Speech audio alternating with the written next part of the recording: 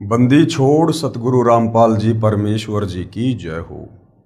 परमपिता परमात्मा सारी सृष्टि के रचनहार कुल मालिक असंख्य ब्रह्मांडों के स्वामी जगत गुरु तीनों लोकों में प्रवेश करके सबका धारण पोषण करने वाले राजाधिराज आत्माधार नाथों के नाथ देवों के देव महादेव सर्वेश्वर महेश्वर मृत्युंजय अजरो अमर आदि अनादि सनातनी प्रभु जगत पिता जगदीश्वर श्री श्री 1008 की उपाधि के वास्तविक अधिकारी अकाल मूर्त सौद स्वरूपी राम वासुदेव सर्वगतम ब्रह्म परम पूज्य प्रथम पूज्य परम संत परम पुरुष परम धनी परम दयालु सत्य कबीर हक्का कबीर अल्लाहु कबीर अल्लाहु अकबर बाखबर अल्लाह ताला जगत के तारणहार जगत के मुक्तिदाता जगत के जगन्नाथ हारे के सहारे हिंदुओं के राम मुसलमानों के अल्लाह सिखों के वाहिगुरु ईसाइयों के मसीह दया के सागर दयानिधि करुणा के सागर करुणानिधि स्वयंभू परिभू संकट मोचन कष्ट हरण मंगल करण दुख भंजन अविगत कबीर निर्विकार निर्विषम परमात्मा अलय अलेख सतगुरु आदि अनादि सतगुरु असली मर्यादा पुरुषोत्तम असली राम असली कृष्ण असली घनश्याम असली मुरारी राजाओं के राजा महाराजाओं के महाराजा शहंशाहों के शहंशाह सम्राटों के सम्राट भगवानों के भगवान अल्लाहों के अल्लाह प्रभुओं के प्रभु मसीहाओं के मसीह सच्चे वाहिगुरु बाबाओं के बाबा पीरों के पीर सेठों के सेठ जगत सेठ सावड़सा सेठ सर्वगुण संपन्न अनंत कोटि कलाओं के स्वामी अनंत कोटि ब्रह्मांडों के नायक योगियों में महायोगी ध्यानियों में महाध्यानी सिद्धों में परम सिद्ध ज्ञानियों में तत्व ज्ञानी ब्रह्म ज्ञानी महाज्ञानी परम ज्ञानी सर्वश्रेष्ठ ज्ञानी विज्ञानी युवा कबीर समर्थ कबीर असमवात अमित ओजा सच्चे रहनुमा करीम अल्लाह सुभान अल्लाह दुनिया के अंतिम पैगंबर 8 सितंबर 1951 से गांव धनाना जिला सोनीपत हरियाणा भारतवर्ष की पावन भूमि पे प्रकट रियल कल की भगवान श्री नारायण साकार हरि श्री बाबा साहेब नूर अनंत परमात्मा सच्चे दरवेश सच्चे बाखबर संत श्रोमणी सतगुरु रामपाल जी परमेश्वर जी के चरण कमल में आप और हम सभी भाई बहनों का अनंत कोटि दंडवत प्रणाम। सत्साई भाई और बहनों, बहुत बड़ी दया बहुत बड़ी मेहर पूज्य गुरुदेव भगवान की परमेश्वर रामपाल जी की, जिनके शुभ आशीर्वाद से विशेष आशीर्वाद से उनके पवित्र सत्संगों का संग्रह पवित्र आध्यात्मिक पुस्तक ज्ञान गंगा के ऊपर वीडियो बनाने की श्रृंखला जारी है। इसी श्रृंखला में आज हमारा ये 22वें नंबर का वीडियो है। प्रत्येक वीडियो में पूज्य गुरुदेव भगवान के आशीर्वाद से हमें अध्यात्म और भक्ति मार्ग के विषय में बहुत कुछ जानने और समझने को मिल रहा है। भाई और बहनों, ये जो पवित्र आध्यात्मिक पुस्तक ज्ञान गंगा है, ये परमेश्वर रामपाल जी के तत्व ज्ञान रूपी सत्संगों का संग्रह है और इस पवित्र पुस्तक में सर्व धर्मशास्त्रों से प्रमाणित जो ज्ञान है उसको शामिल किया गया है। अर्थात ये पुस्तक सर्व धर्मों के सर्व धर्मशास्त्रों से प्रमाणित है। इस पवित्र पुस्तक के अमृत ज्ञान में सुई की नोक रखने जितनी कमी भी निकालना नामुमकिन है, असंभव है। इस पवित्र पुस्तक को पढ़कर आप जी भक्ति और भगवान के विषय में वो सब कुछ जान सकते हैं, समझ सकते हैं जो आज से पहले सदियों से हमारे नादान धर्मगुरु हमें इन धर्म शास्त्रों से निकाल कर नहीं दे पाए। कारण था कि हमारे नादान धर्मगुरुओं को तत्व ज्ञान नहीं था और ना ही वे किसी तत्वदर्शी संत की शरण में थे, जिस कारण से भगत समाज को भक्ति और भगवान की परिभाषा भी अच्छे से नहीं समझा पाए। सत भक्ति दान करना, शास्त्र अनुकूल भक्ति दान करना, शत भक्ति मंत्रों का जाप करवाना, ये तो बहुत दूर की बात है। तो अब पूरे विश्व के मानव समाज पर जो रजा हुई है वो अवर्णनीय है, अकल्पनीय है। क्योंकि इस अमृत ज्ञान को, इस तत्व ज्ञान को, इस 21 ब्रह्मांड में स्वयं वो कबीर परमेश्वर परम अक्षर ब्रह्म सारी सृष्टि का मालिक शतलोक से चलकर गति करके मानव चोले में और एक आम संत की भूमिका करते हुए, तत्वदर्शी संत की भूमिका करते हुए वे स्वयं ही अपने द्वारा रची गई सृष्टि का ज्ञान हम जीवों को बताते हैं, समझाते हैं। और जो गलती हमने सतलोक में की थी, अपने परमपिता परमेश्वर कबीर साहिब जी से मन हटाकर पतिव्रता पद से नीचे गिरकर और इस 21 ब्रह्मांड के स्वामी ज्योति निरंजन के ऊपर आस्था लगाकर जब ये सतलोक में एक पैर पर खड़ा होकर तप कर रहा था, उसके बाद कबीर परमेश्वर ने पतिव्रता पद से नीचे गिर चुकी हम असंख्य आत्माओं को सतलोक से इस काल के साथ निष्कासित कर दिया था। और उसी दिन से हम यहाँ पर अपना कर्म दंड भोग रहे हैं। ये काल, ये ज्योति निरंजन हमें कर्म बंधनों में बांधता है और इसी प्रकार से हमें कभी लक 84 योनि में पशु पक्षियों के शरीर देता है, कभी नरक में असहनीय पीड़ा देता है और जन्म मरण और बुढ़ापे का कष्ट तो सर्वविदित है। तो भाइयों और बहनों, अब वो दयालु परमात्मा इस पृथ्वी पर स्वयं ही आते हैं, प्रकट होते हैं, सच्चे सतगुरु पूर्ण संत की भूमिका करते हैं और जो गलती हम नादान आत्माओं ने सतलोक में की थी, हमें उस गलती को याद दिलाकर भूल सुधार करवाते हैं और हमें वापस सतलोक ले चलने के लिए सतभक्ति देते हैं, ताकि हम फिर से भक्ति के धनी हो सकें और अपने निज लोक सतलोक में पहले की तरह खुशी खुशी रह सकें। इसके लिए भाइयों और बहनों, हमने सर्वप्रथम पूर्ण संत की पहचान करनी होती है, क्योंकि इस काल ने यहाँ पर अपने नकली संतों की बाढ़ सी ला रखी है।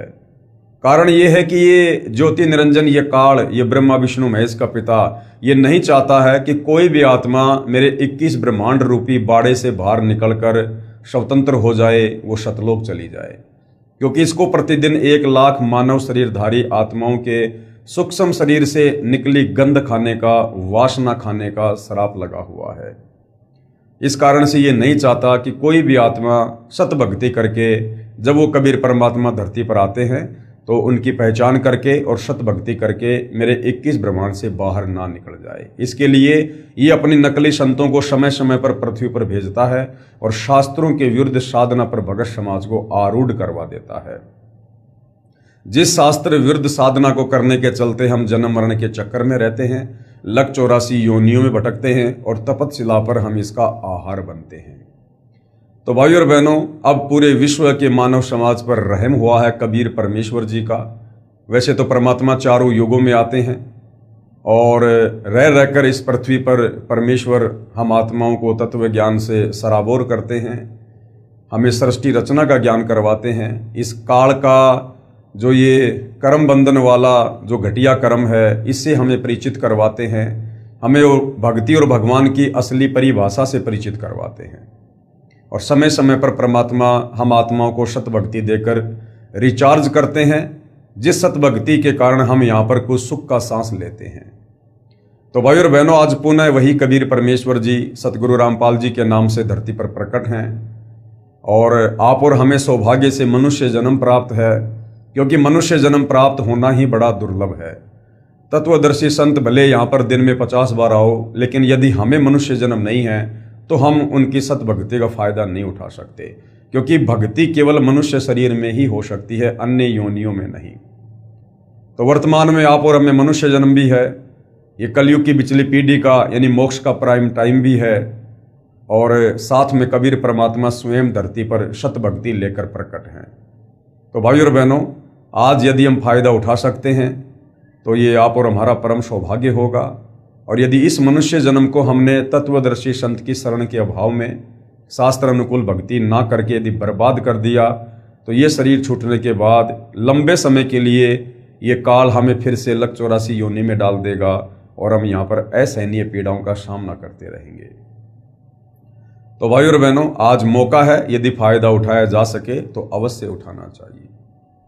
तो भाइयों और बहनों, इस पवित्र पुस्तक ज्ञान गंगा के ऊपर अभी तक जो वीडियो बन चुके हैं, यदि आपने नहीं देखे हैं तो आपको थोड़ा समय निकालकर अवश्य देखने चाहिए, क्योंकि जब तक हम ज्ञान नहीं समझेंगे तब तक हम भक्ति पर नहीं लग सकते, और भक्ति पर लग भी गए तो बिना सृष्टि रचना के ज्ञान के हम भक्ति पर दृढ़ नहीं हो सकते। इसलिए जब भी आप सतगुरु रामपाल जी के यूट्यूब पर सत्संग सुने या उनके द्वारा लिखी पुस्तकें पढ़ें, तो आप सृष्टि रचना वाले टॉपिक को अवश्य पढ़ें। 1 या 2 बार उसको पढ़कर समझने का प्रयास अवश्य करें।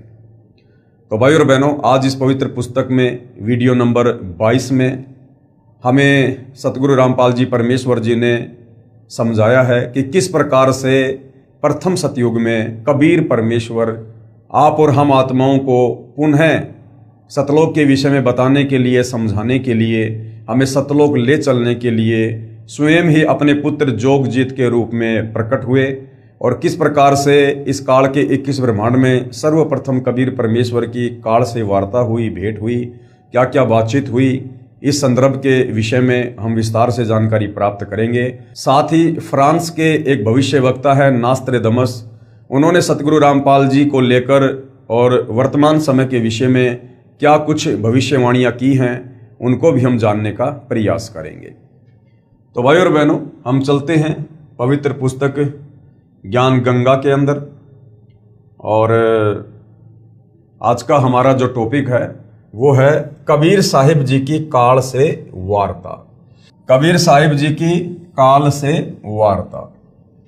जब परमेश्वर ने सर्व ब्रह्मांडों की रचना की और अपने लोक में विश्राम करने लगे, उसके बाद हम सभी काल के ब्रह्मांड में रह रहकर अपना किया हुआ कर्म दंड भोगने लगे। कुरान शरीफ और बाइबल में जो प्रकरण आता है सूरत फुरकान 25 आयत नंबर 52 से 59 में कि उस परमेश्वर ने 6 दिन में सृष्टि रची और 7वें दिन तख्त पर जाकर विश्राम किया। तो भाई और बहनों, जिस परमेश्वर ने 6 दिन में सृष्टि रची, अर्थात इस काल के 21 ब्रह्मांड वाली सृष्टि को कबीर परमेश्वर जी ने रचा। आप और हमारे लिए कबीर परमेश्वर ने जो भी सुख सुविधा यहाँ पर उपलब्ध करवानी थी वो परमेश्वर ने 6 दिनों में की और 7वें दिन कबीर परमेश्वर वापस सतलोक में अपने सिंहासन पर जाकर विराजमान हुए। तो मुसलमान भाइयों की कुरान शरीफ में जिस अल्लाह का जिक्र है कि उसने 6 दिन में सृष्टि रची और 7वें दिन तख्त पर जा विराजा, वो अल्लाह कबीर अल्लाह है। और इस काल की सृष्टि उन्होंने 6 दिन में रची और उसके बाद 7वें दिन वापस सतलोक में जा विराजे। उसके बाद हम सभी काल के ब्रह्मांड में रहकर अपना किया हुआ कर्म दंड भोगने लगे। सतलोक में हम कोई कर्म दंड नहीं भोगते थे क्योंकि सतलोक में कोई भी पाप या पुण्य नहीं है। वहां पर हमें कोई भी ऐसा कर्म नहीं करना पड़ता है जिससे हम उसका दंड भोगें।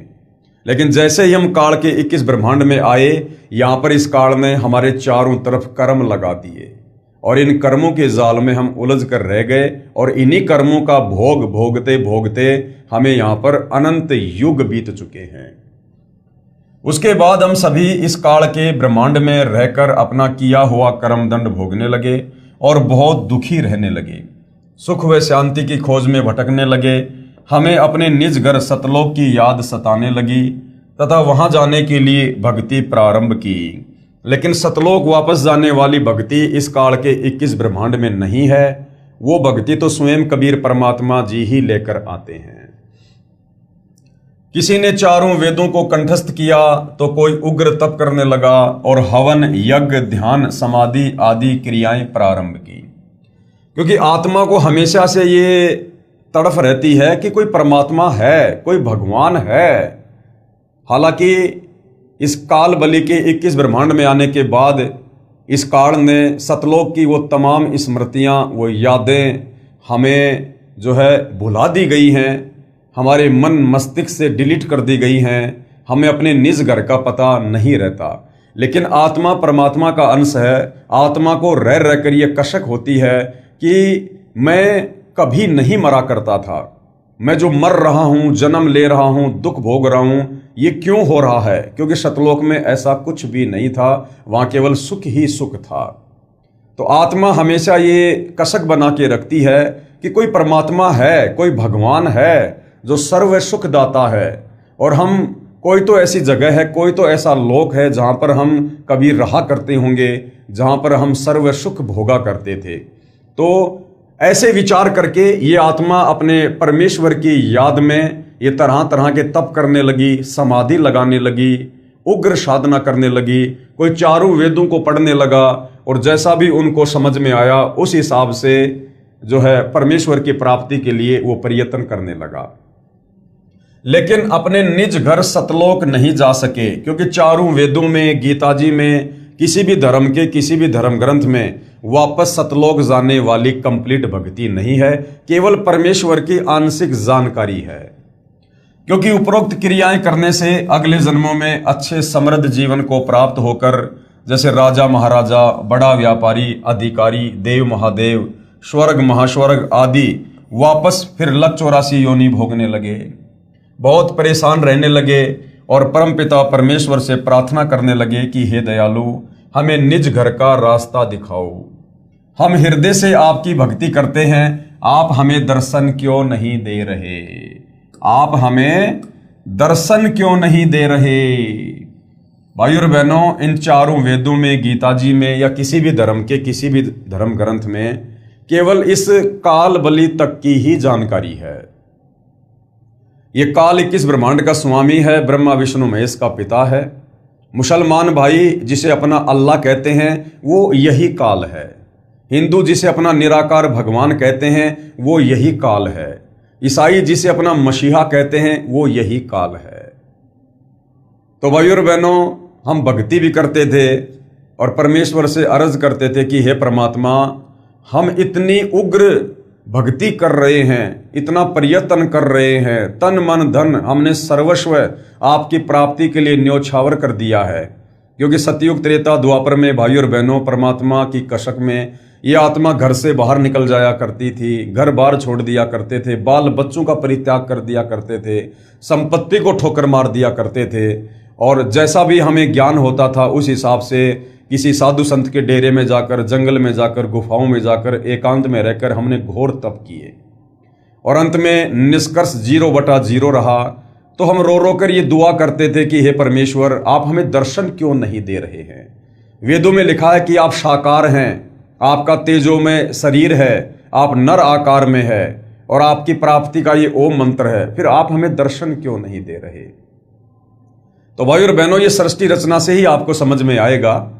वेदों में महिमा तो पूर्ण परमेश्वर की लिखी हुई है, परंतु जो ओम नाम का जाप वेदों में और गीता जी में है वो केवल इस काल तक की साधना है।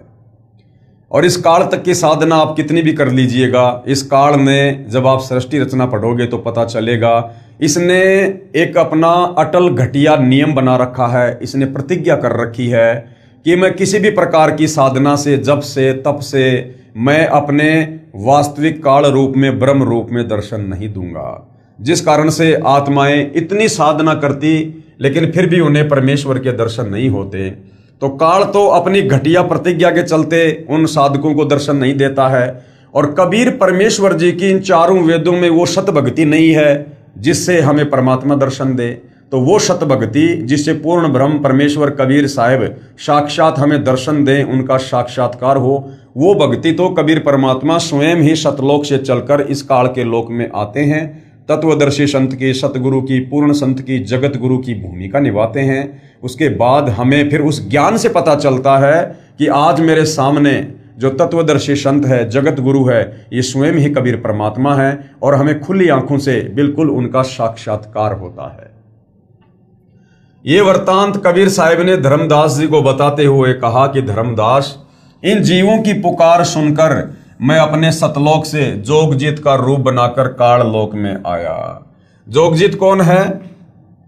परमपिता परमेश्वर कबीर साहिब ने सतलोक में जो अपने 16 पुत्रों की उत्पत्ति की थी, उनमें जो सबसे लास्ट वाला पुत्र है 16वें नंबर का, वो जोगजीत है, जिसको योग संतायन भी कहते हैं।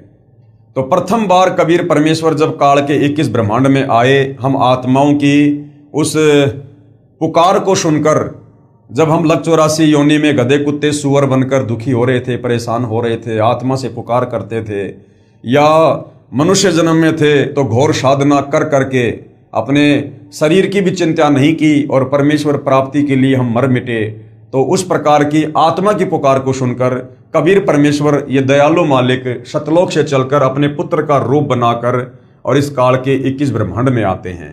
अपने ओरिजिनल रूप में परमात्मा इसलिए नहीं आते कि यदि वो परमेश्वर अपने ओरिजिनल कबीर रूप में इस धरती पर यदि आ जाए, आते हैं भाई और बहनों, आने को तो आज वर्तमान में कबीर भगवान सतगुरु रामपाल जी के नाम से प्रकट हैं, अपने ओरिजिनल सतलोकी रूप में ही हैं।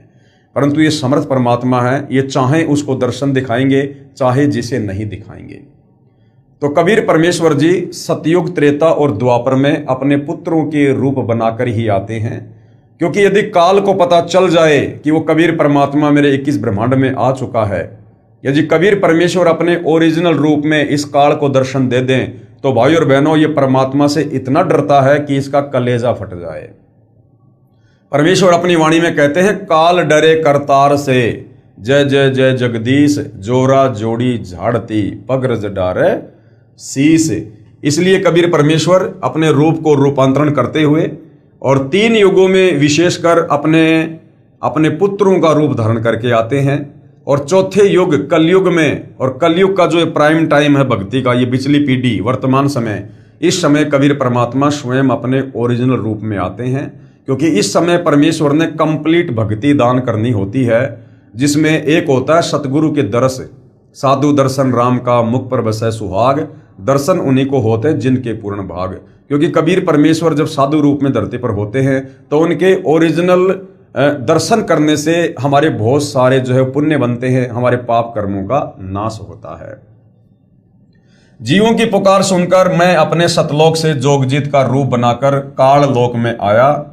तब 21वें ब्रह्मांड में जहां काल का निज घर है, वहां पर तपत शिला पर जीवों को भूनकर सूक्ष्म शरीर से गंध निकाला जा रहा था।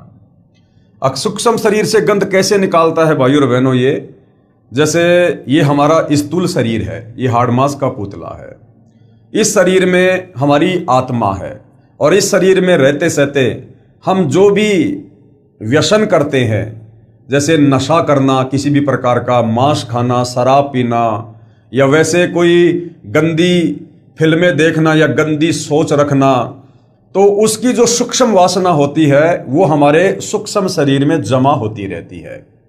और जब हमारी मृत्यु होती है तो ये ऊपर का शरीर, तो स्थूल शरीर तो यही छूट जाता है, हम सूक्ष्म शरीर में रहते हैं। उस सूक्ष्म शरीर को ये ज्योति निरंजन अपने 21वें ब्रह्मांड में बनी तपत शिला पर ये भून भून कर खाता है। अर्थात उस सूक्ष्म शरीर को ये इतना ज्यादा ये गर्म करता है कि इसमें से वो वासना निकलती है, और उस वासना का फिर ये आहार करता है। और सूक्ष्म शरीर में ये प्राणी मरता नहीं है, इसलिए फिर वापस इसको कर्म आधार से आगे की योनि देने के लिए धर्मराज के दरबार में पेश कर देता है। धर्मराज फिर जैसा भी इसने पृथ्वी लोक पर मनुष्य शरीर में अच्छे बुरे कर्म किए, पाप या पुण्य किए, शास्त्र विरुद्ध या शास्त्र अनुकूल भक्ति की, उस आधार से फिर आगे का इसका प्रारब्ध निर्धारित कर दिया जाता है कि गधा कुत्ता बनना है, या फिर से कोई मनुष्य जन्म प्राप्त करना है, या फिर लक 84 योनि में जाना है। जीवों को भूनकर सूक्ष्म शरीर से गंध निकाला जा रहा था। मेरे पहुंचने के बाद, कबीर परमेश्वर कहते हैं कि मेरे वहां पहुंचने के बाद उन जीवों की जलन समाप्त हो गई। कबीर परमेश्वर जी की शक्ति से ऑटोमेटिक वो तपतशिला जिस पर जीव भूने जा रहे थे, हाहाकार मचा रहे थे, वो बर्फ की तरह शीतल हो गई। उन्होंने मुझे देख कर कहा कि हे पुरुष, यानी हे परमात्मा, आप कौन हो? आपके दर्शन मात्र से ही हमें बड़ा सुख व शांति का आभास हो रहा है। फिर मैंने बताया कि मैं पार ब्रह्म परमेश्वर कबीर हूं। आप सब जीव मेरे लोक से आकर काल ब्रह्म के लोक में फंस गए हो। यह काल रोजाना 1 लाख मानव के सूक्ष्म शरीर से गंध निकाल कर खाता है और बाद में नाना प्रकार की योनियों में दंड भोगने के लिए छोड़ देता है, 84 लाख योनियों में डाल देता है। तब वे जीव आत्माएं कहने लगी कि हे दयालु परमेश्वर, हमारे को इस काल की जेल से छुड़वाओ। मैंने बताया कि यह ब्रह्मांड काल ने 3 बार भक्ति करके मेरे से प्राप्त किया है। जो आप यहां सब वस्तुओं का प्रयोग कर रहे हो, ये सभी काल की हैं, और आप सब अपनी इच्छा से घूमने के लिए आए हो। यानी सतलोक से अपनी इच्छा से हाथ खड़ा करके आप लोगों ने काल के 21 ब्रह्मांड में आने के लिए स्वीकृति दी थी। इसलिए अब आपके ऊपर काल ब्रह्म का बहुत ज्यादा ऋण हो चुका है, यानी इस काल का कर्जा चढ़ चुका है हमारे ऊपर। और वह ऋण मेरे सच्चे नाम के जाप के बिना नहीं उतर सकता। यानी कबीर परमेश्वर जब सतगुरु रूप में धरती पर आते हैं, उस समय जो सत भक्ति वे हमें प्रदान करते हैं, मात्र उसी सत भक्ति को करने से इस काल का ऋण कर्जा आप और हमारे ऊपर जो युगों युगों से चढ़ा हुआ है वो उतर सकता है। अन्यथा यहाँ चारों वेदों की साधना, गीता की साधना, कुरान शरीफ, कुरान मजीद की साधना, चाहे श्री गुरु ग्रंथ साहिब का पाठ करते रहो, चाहे बाइबल का अध्ययन करते रहो, हम कभी भी इस काल का कर्जा नहीं उतार सकते। और कर्जा नहीं उतरेगा तो ये हमें इस कर्म दंड से मुक्त नहीं करेगा। जब तक आप ऋण मुक्त नहीं हो सकते तब तक आप काल ब्रह्म की जेल से बाहर नहीं जा सकते। 21 ब्रह्मांड को कबीर परमेश्वर जी ने जेल बताया है, जेल, क्योंकि हम यहां पर जेल ही काट रहे हैं। सतलोक में हमने जो गलती की थी उस कर्म की सजा हम यहां पर भुगत रहे हैं। इसके लिए आपको मुझसे नाम उपदेश लेकर भक्ति करनी होगी, तब मैं आपको छुड़वा कर ले जाऊंगा। हम ये वार्ता कर ही रहे थे कि वहां पर काल ब्रह्म प्रकट हो गया, उसका समय हो गया था। उसने समय निर्धारित कर रखा है कि इस समय तक वो आत्माएं तपस्या पर जो है अपने सूक्ष्म शरीर की वासना को छोड़ चुकी होंगी, तो वो अपना आहार करने के लिए आया और उसने बहुत ही क्रोधित होकर मेरे ऊपर हमला बोला। क्या कह रहे हैं कबीर परमात्मा जी कि जब उस काल ने मुझे तपस्या पर देखा तो मेरे ऊपर गुस्से में आकर हमला बोल दिया, क्योंकि वो समझ नहीं पाया भाई और बहनों कि ये कबीर भगवान है। उसने देखा ये मेरा भाई जोगजीत है, क्योंकि कबीर परमात्मा जोगजीत जी का रूप बनाकर वहां पर प्रकट थे और जोगजीत के रूप में ही कबीर परमात्मा ने सतलोक से इस काल को श्राप देकर 21 ब्रह्मांड सहित सतलोक से 16 संकोश की दूरी पर निष्कासित किया था। तो काल ने सोचा कि आज ये जोगजीत आ गया और आज मैं अपना वो बदला लूंगा। तो जोगजीत को देखकर बड़ा क्रोधित हुआ और मेरे ऊपर हमला बोला। मैंने अपनी शब्द शक्ति से उसको मूर्छित कर दिया। कबीर परमेश्वर जो सर्वशक्तिमान परमात्मा है, उसके आगे भला किसकी क्या बिसात है। फिर कुछ समय बाद वह होश में आया। थोड़ी देर बाद काल होश में आया तो काल ने देखा भैया इसके पास तो कोई परमात्मा के द्वारा दी गई जबरदस्त शक्ति है और ये लड़ाई झगड़ा करके बात बनेगी नहीं। फिर इस काल ने चापलूसी करनी शुरू कर दी। फिर कुछ समय बाद वह होश में आया, मेरे चरणों में गिरकर क्षमा याचना करने लगा और बोला कि आप मुझसे बड़े हो, मुझ पर कुछ दया करो और ये बताओ कि आप मेरे लोक में क्यों आए हो। तब मैंने काल पुरुष को बताया कि कुछ जीव आत्माएं भक्ति करके अपने निज घर सतलोक में वापस जाना चाहती हैं, उन्हें सत भक्ति मार्ग नहीं मिल रहा है, इसलिए वे भक्ति करने के बाद भी इसी लोक में रह जाती हैं।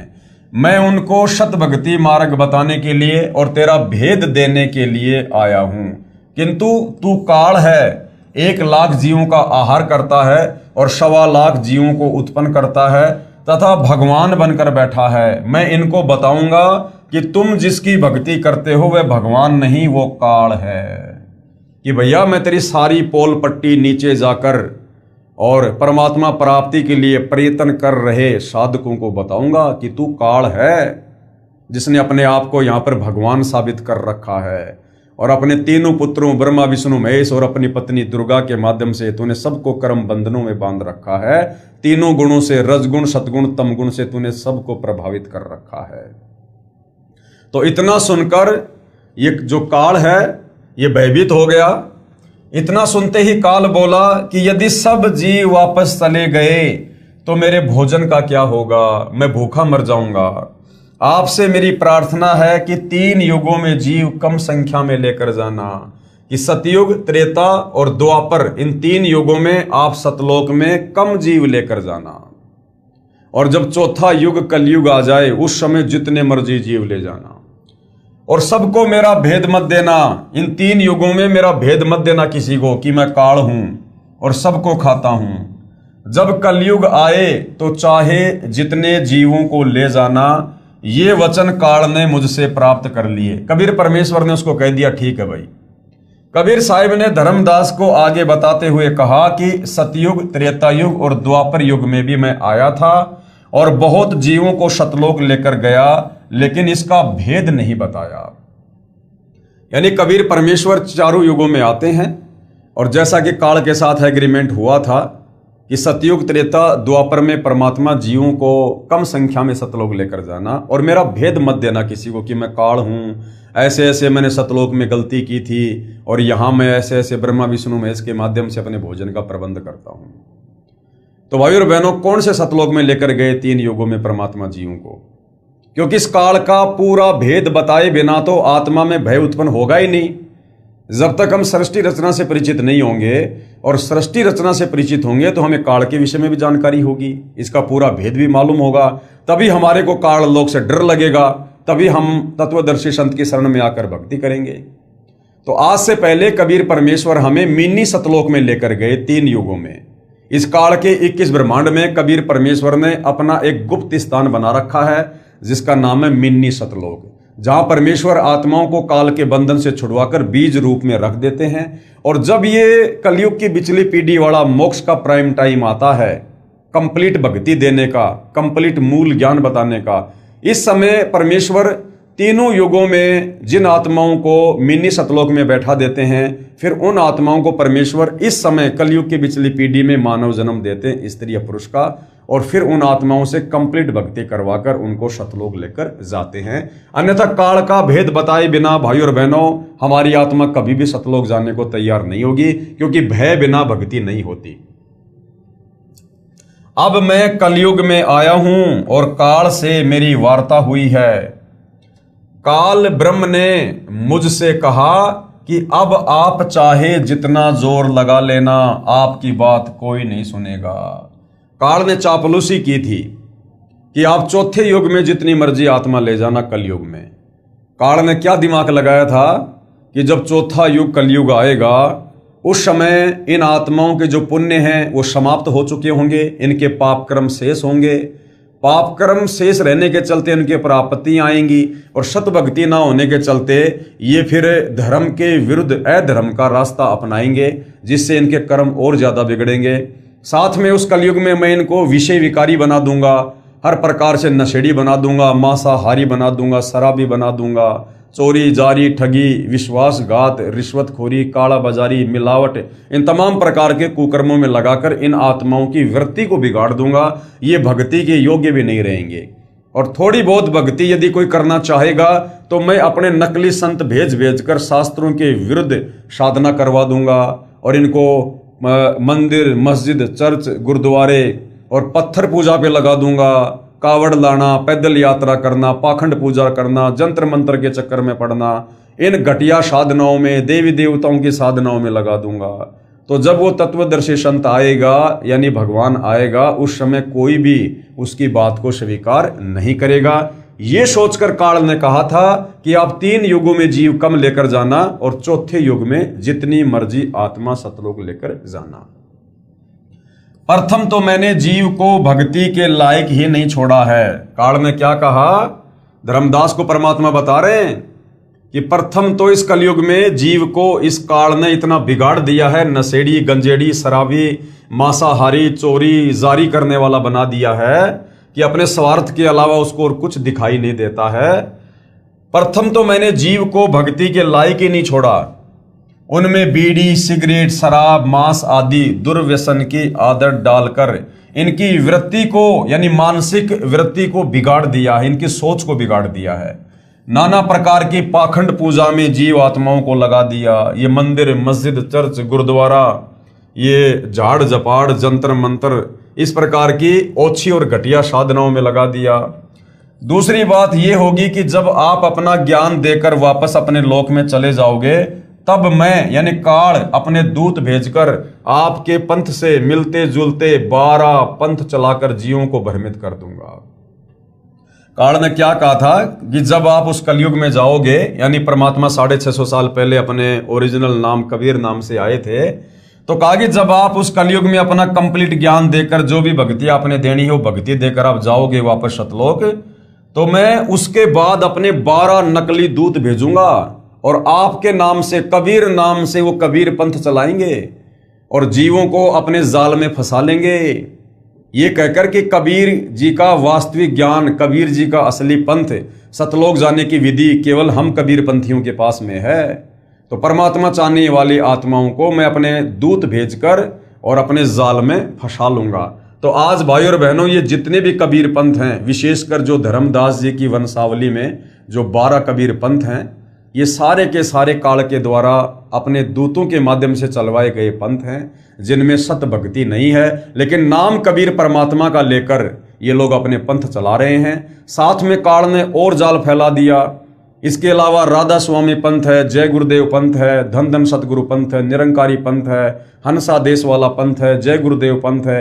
ये तमाम दुनिया भर के जितने भी पंथ चल रहे हैं, जिनमें करोड़ों परमात्मा चाहने वाली आत्माएं फंसी हुई हैं, उनको परम धनी जानकर ये सारे का सारा षड्यंत्र काल बली का है।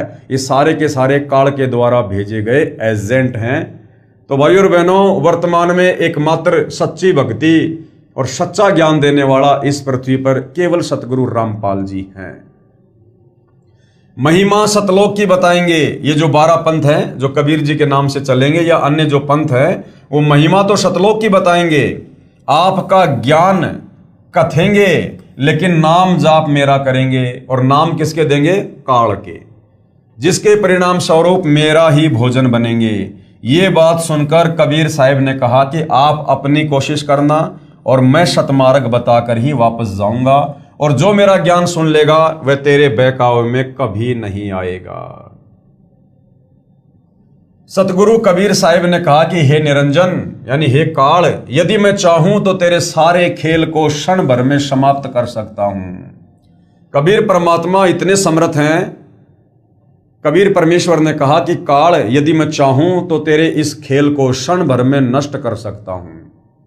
भाई और बहनों, कबीर परमेश्वर इतने समर्थ हैं, इतने सक्षम हैं।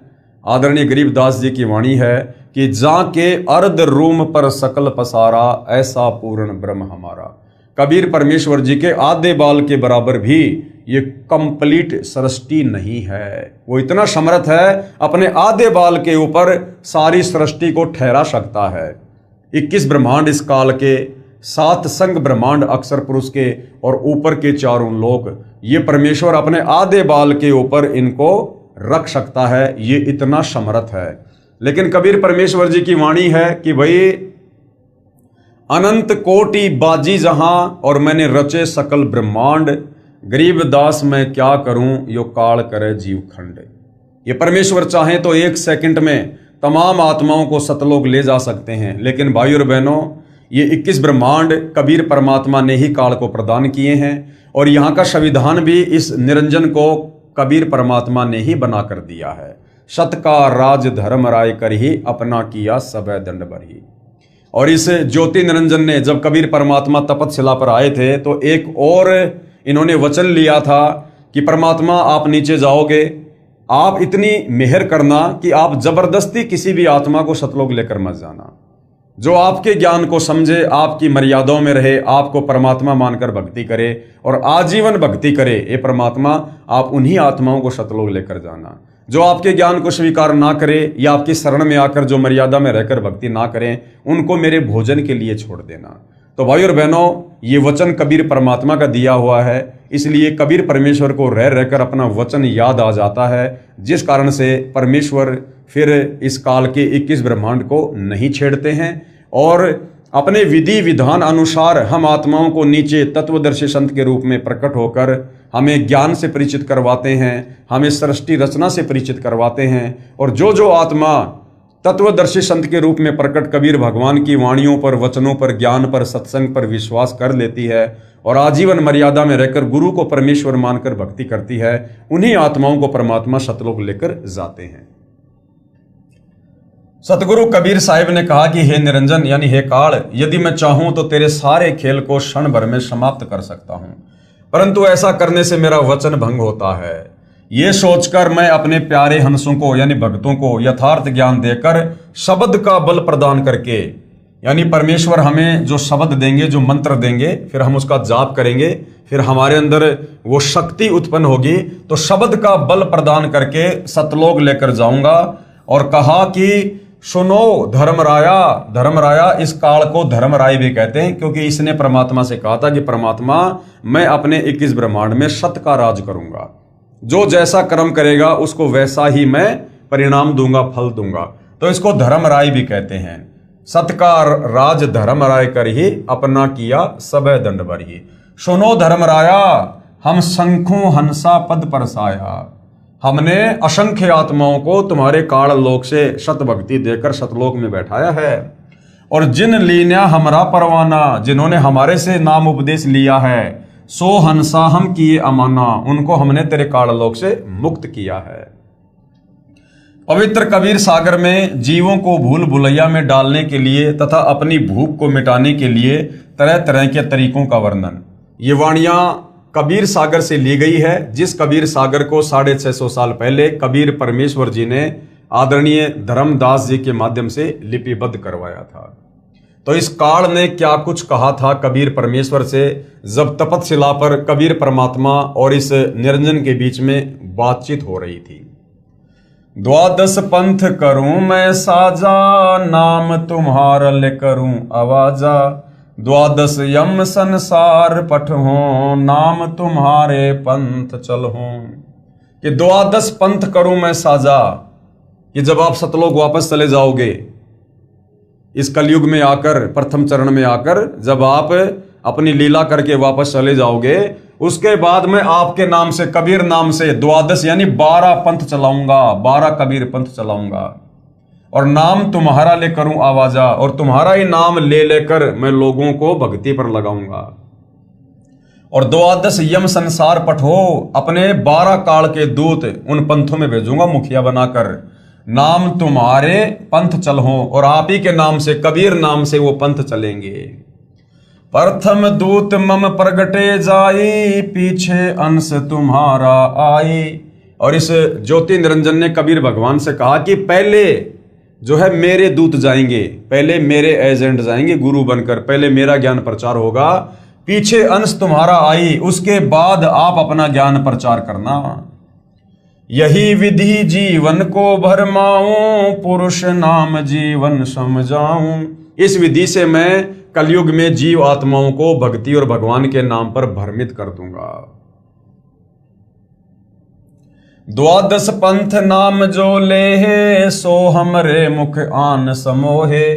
और उन 12 पंथों में जो मुझ काल के द्वारा चलाए जाएंगे कबीर पंथ के नाम से, उन 12 पंथों में जो जो व्यक्ति नाम दीक्षा लेंगे वो मेरे ही मुख में आते रहेंगे, अर्थात वो तपतशिला पर मेरा भोजन बनते रहेंगे, क्योंकि 12 पंथों में सतलोक जाने की विधि नहीं है। कहा तुम्हारा जीवन माने, हमरी और हो बाद बखाने। और जब तुम जाओगे फिर लोगों को समझाने के लिए, सत्य ज्ञान बताने के लिए, तो लोग तुम्हारी बात नहीं मानेंगे, मेरी ओट लेकर और तुम्हारे साथ में वाद विवाद करेंगे कि तुम झूठ बोलते हो, झूठ बोलते हो। मैं दृढ़ फंदा रची बनाई, जामे जीव रहे उर्जाई। काल कह रहा है इस प्रकार से मैं उन आत्माओं के गले में दृढ़ फंदा डाल दूंगा और जिसमें सारे के सारे जीव उलझ कर रह जाएंगे। देवल देव पाषाण पुजाई, तीर्थ व्रत जप तप मन लाई। उल्टी साधना पर लगा दूंगा कलयुग में। आज आप और हम देख रहे हैं भाई और बहनों, पाषाण पूजा, पत्थरों की पूजा पर दुनिया लगी हुई है। देवल यानी मंदिर, देव, और तीर्थ व्रत ये झूठे नाम के जाप कर रहे हैं लोग। राधे राधे श्याम मिला दे, हरे राम हरे कृष्णा जय जय राम हरे राम। और दुनिया भर के तप, ये पैदल यात्रा करना, कावड़ लाना, ये जो है ये तप के जो है अंतर्गत आता है। तो काल ने कहा था कि मैं देवल देव पाषाण पुजाई, तीर्थ व्रत जप तप मन लाई। यज्ञ होम अरु नेम अचारा, और अनेक फंद में डारा। तरह तरह के हवन यज्ञ शुरू करवा दूंगा, दुनिया भर के नाम शुरू करवा दूंगा जो मनमुखी होंगे, शास्त्रों के विरुद्ध होंगे, और अनेक प्रकार से मैं सबके गले में फांसी का फंदा डाल दूंगा, उल्टी साधना का, शास्त्र विरुद्ध साधना का। जो ज्ञानी जाओ संसारा, जीवन माने कहा तुम्हारा। और जब आप संसार में जाओगे ज्ञान समझाने के लिए, उस समय तुम्हारी बात पर कोई भी यकीन नहीं करेगा, कि भाई तुम तो अभी अभी आए हो, तुमने तो अभी अभी अपना पंथ शुरू किया है, ये कबीर पंथ तो सदियों से चल रहे हैं, तो जो सच्चा ज्ञान इन कबीर पंथों में होगा वो तुम्हारे पास थोड़ा ना होगा। ये कहकर लोग तुम्हें रिजेक्ट कर देंगे। तो कबीर परमेश्वर जी ने क्या कहा, ज्ञानी कहे सुनो अन्यायी, काटो फंद जीव ले जाई। यानी कबीर परमात्मा कभी तो अपने पुत्र जोगजीत के रूप में आते हैं, कभी अपने पुत्र ज्ञानी के रूप में भी आते हैं, और कभी अपने पुत्र सहजदास का रूप बनाकर भी आते हैं। तो ज्ञानी रूप में परमात्मा आए हुए थे, तो उन्होंने काल से कहा, ज्ञानी कहे सुनो अन्यायी, हे धर्मराय, हे अन्यायी, काटो फंद जीव ले जाई। मैं तेरा ये फंदा काट दूंगा अपनी सत भक्ति से, और जीवों को भक्ति करवाकर सतलोक लेकर जाऊंगा। जेतिक फंद तुम रचे बिचारी, सत्य शब्द ते सब बिडारी। और तू जितने भी फंद ये रच रहा है, षड्यंत्र तू रच रहा है जीव आत्माओं को फंसाने के लिए, मैं अपनी सत भक्ति देकर और तेरे सारे फंद जो है काट दूंगा। जोन जीव हम शब्द दरडावे, फंद तुम्हारा सकल मुकावे। जो प्राणी, जो आत्मा हमारे से उपदेश लेकर भक्ति शुरू कर देंगे, ये तुम्हारा षड्यंत्र ऑटोमेटिक फेल हो जाएगा। चौका कर परवाना पाए, पुरुष नाम तिह देऊ चिनाई। ताके निकट काल नहीं आवे, संधि देख ताक है सिर नावे। यानी मैं ऐसा मंत्र दूंगा, उस मंत्र के सामने तेरा सर ऑटोमेटिक झुक जाएगा। यानी उस मंत्र में इतनी पावर होगी कि आत्मा भक्ति से परिपूर्ण हो जाएगी, और मजबूरन तेरे को उन आत्माओं को मुक्त करना होगा। उपरोक्त विवरण से सिद्ध होता है कि जो अनेक पंथ चले हुए हैं, जिनके पास कबीर साहब द्वारा बताया हुआ शत भक्ति मार्ग नहीं है, ये सब काल प्रेरित हैं। यानी जितने भी नकली कबीर पंथ हैं, ये सब काल प्रेरित हैं। अतः बुद्धिमान को चाहिए कि सोच विचार कर यानी अच्छी तरह से शास्त्रों से परिचित होकर, सृष्टि रचना से परिचित होकर, सोच विचार कर भक्ति मार्ग अपनाएं, क्योंकि मनुष्य जन्म अनमोल है, ये बार बार नहीं मिलता। कबीर साहिब कहते हैं, कबीर मानुष जन्म दुर्लभ है, मिले न बारंबार। जैसे तरवर से पत्ता टूट गिरे, फिर वापस नहीं लगता डार। जिस प्रकार एक बार पेड़ से पत्ता टूट जाता है, फिर चाहे कितना भी यत्न कर लो, वो पेड़ से टूटा हुआ पत्ता वापस पेड़ पर नहीं लगता है। ठीक इसी प्रकार ये मनुष्य जन्म है, जो हमें 184 योनियां भोगने के बाद बड़ी मुश्किल से एक बार मिलता है। यदि इस मनुष्य जन्म को हमने बिना सत भक्ति के अगर यूं ही बर्बाद कर दिया, तो भाई और बहनों, फिर से हम लंबे समय के लिए काल के लोक में कष्ट भोगने के लिए रह जाएंगे। उसके बाद भाई और बहनों, विश्व विजेता संत यानी सतगुरु रामपाल जी की अध्यक्षता में हिंदुस्तान विश्व गुरु धर्म गुरु के रूप में प्रतिष्ठित होगा, ये कहा है नास्त्रदमस ने, जो फ्रांस के रहने वाले थे, जो एक भविष्य वक्ता थे। तो फ्रांस के भविष्य वक्ता नास्त्रदमस जी ने वर्तमान समय को लेकर और सतगुरु रामपाल जी को लेकर क्या कुछ भविष्यवाणी की है, उस पर यहाँ पर प्रकाश डाला जा रहा है, ताकि आप और हमें विश्वास हो कि वास्तव में आने वाले समय में भारत देश जो विश्व गुरु बनेगा, धर्म गुरु बनेगा, जगत गुरु बनेगा, सोने की चिड़िया बनेगा। सोने की चिड़िया बनने का मतलब है भारत देश खुशहाल होगा। तो किसकी अध्यक्षता में होगा? नास्त्रदमस जी ने क्या कुछ कहा है। विश्व विजेता संत यानी अपने आध्यात्मिक ज्ञान के चलते और अपनी अद्भुत शक्ति के चलते जो है भारत सतगुरु रामपाल जी के माध्यम से विश्व विजेता होगा। सतगुरु रामपाल जी महाराज की अध्यक्षता में हिंदुस्तान विश्व धर्मगुरु के रूप में प्रतिष्ठित होगा। सतगुरु रामपाल जी के विषय में नास्त्रदमस की भविष्यवाणी। फ्रेंच, जिसको फ्रांस भी कहते हैं, फ्रांस देश के नास्त्रदमस नामक प्रसिद्ध भविष्यवक्ता ने सन ईस्वी 1555 में 1000 श्लोकों में भविष्यवाणी की सांकेतिक सत्य भविष्यवाणियां लिखी हैं। 100 श्लोकों के 10 शतक बनाए हैं, जिनमें से अब तक सभी सिद्ध हो चुकी हैं। हिंदुस्तान में सत्य हो चुकी भविष्यवाणियों में से नास्त्रदमस ने अभी तक जो जो भविष्यवाणियां की थी वो सच साबित हुई हैं, और भारत देश को लेकर नास्त्रदमस ने क्या क्या भविष्यवाणियां की थी वो भी सच हुई हैं, और वर्तमान समय के लिए जो भविष्यवाणियां उन्होंने की हुई हैं जो सतगुरु रामपाल जी पर ही सटीक उतरती हैं वो भी सच होंगी। तो भारत देश के विषय में उन्होंने लगभग 400-500 साल पहले क्या क्या भविष्यवाणियां की थी। नंबर 1, उन्होंने इंदिरा गांधी जी को लेकर भविष्यवाणी की। भारत की प्रथम महिला प्रधानमंत्री बहुत प्रभावशाली व कुशल होगी। यह संकेत स्वर्गीय श्रीमती इंदिरा गांधी की ओर है तथा उनकी मृत्यु निकटतम रक्षक द्वारा होना लिखा है जो सत्य हुई। यानी नास्ट्राडामस जी ने कहा था कि भारत की जो प्रथम महिला होगी प्रधानमंत्री वो बहुत ही ज्यादा प्रभावशाली होगी और वो विवेकी होगी और उसकी मृत्यु उसके बॉडीगार्ड के द्वारा होगी, उसके निकटतम अंगरक्षक के द्वारा होगी। और भाई और बहनों ऐसा ही हुआ, इंदिरा गांधी जी की हत्या उनके बॉडीगार्ड के द्वारा ही हुई। तो नास्ट्राडामस की भविष्यवाणी बिल्कुल सत्य साबित हुई। नंबर 2, उसके पश्चात उन्हीं का पुत्र यानी इंदिरा गांधी जी का पुत्र उनका उत्तराधिकारी होगा, यानी वो प्रधानमंत्री होगा और वह बहुत कम समय तक राज्य करेगा तथा अचानक मृत्यु को प्राप्त होगा, जो सत्य सिद्ध हुई। क्योंकि पूर्व प्रधानमंत्री स्वर्गीय श्री राजीव गांधी जी वो इंदिरा गांधी के बड़े बेटे थे और थोड़े समय उन्होंने राज्य किया, उसके बाद उनकी एक बम ब्लास्ट में हत्या कर दी गई। उसके बाद नंबर 3, सतगुरु रामपाल जी महाराज के विषय में भविष्यवाणी नास्ट्राडामस द्वारा जो विस्तार पूर्वक लिखी है।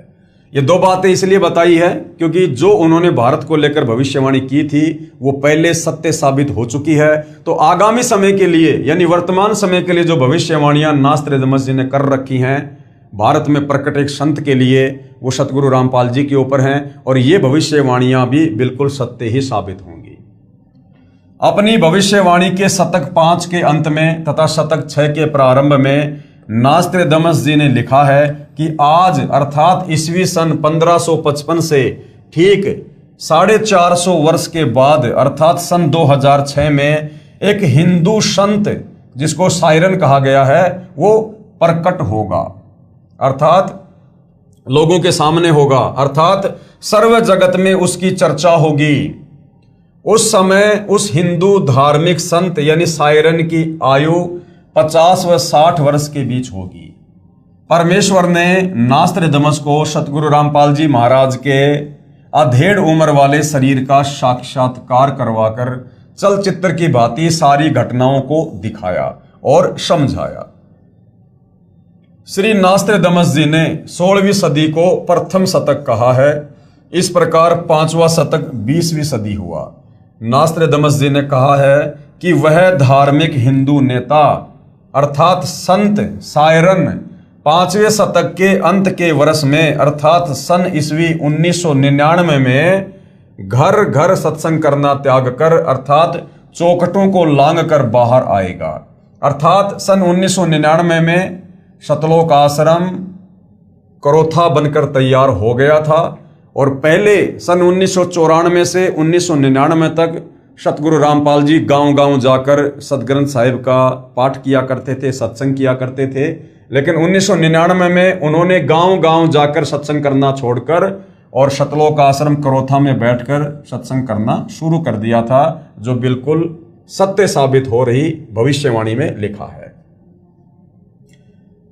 5वें शतक के अंत के वर्ष में अर्थात सन ईस्वी 1999 में घर घर सत्संग करना त्याग कर अर्थात चौखटों को लांग कर बाहर आएगा तथा अपने अनुयायियों को शास्त्र विधि अनुसार भक्ति मार्ग बताएगा।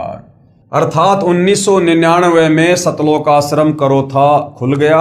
उसके बाद सन 2001 से सतगुरु रामपाल जी ने धर्म शास्त्रों को खोल खोल कर लोगों को ज्ञान समझाना शुरू किया। उस महान संत के बताए मार्ग से अनुयायियों को अद्वितीय आध्यात्मिक और भौतिक लाभ होगा।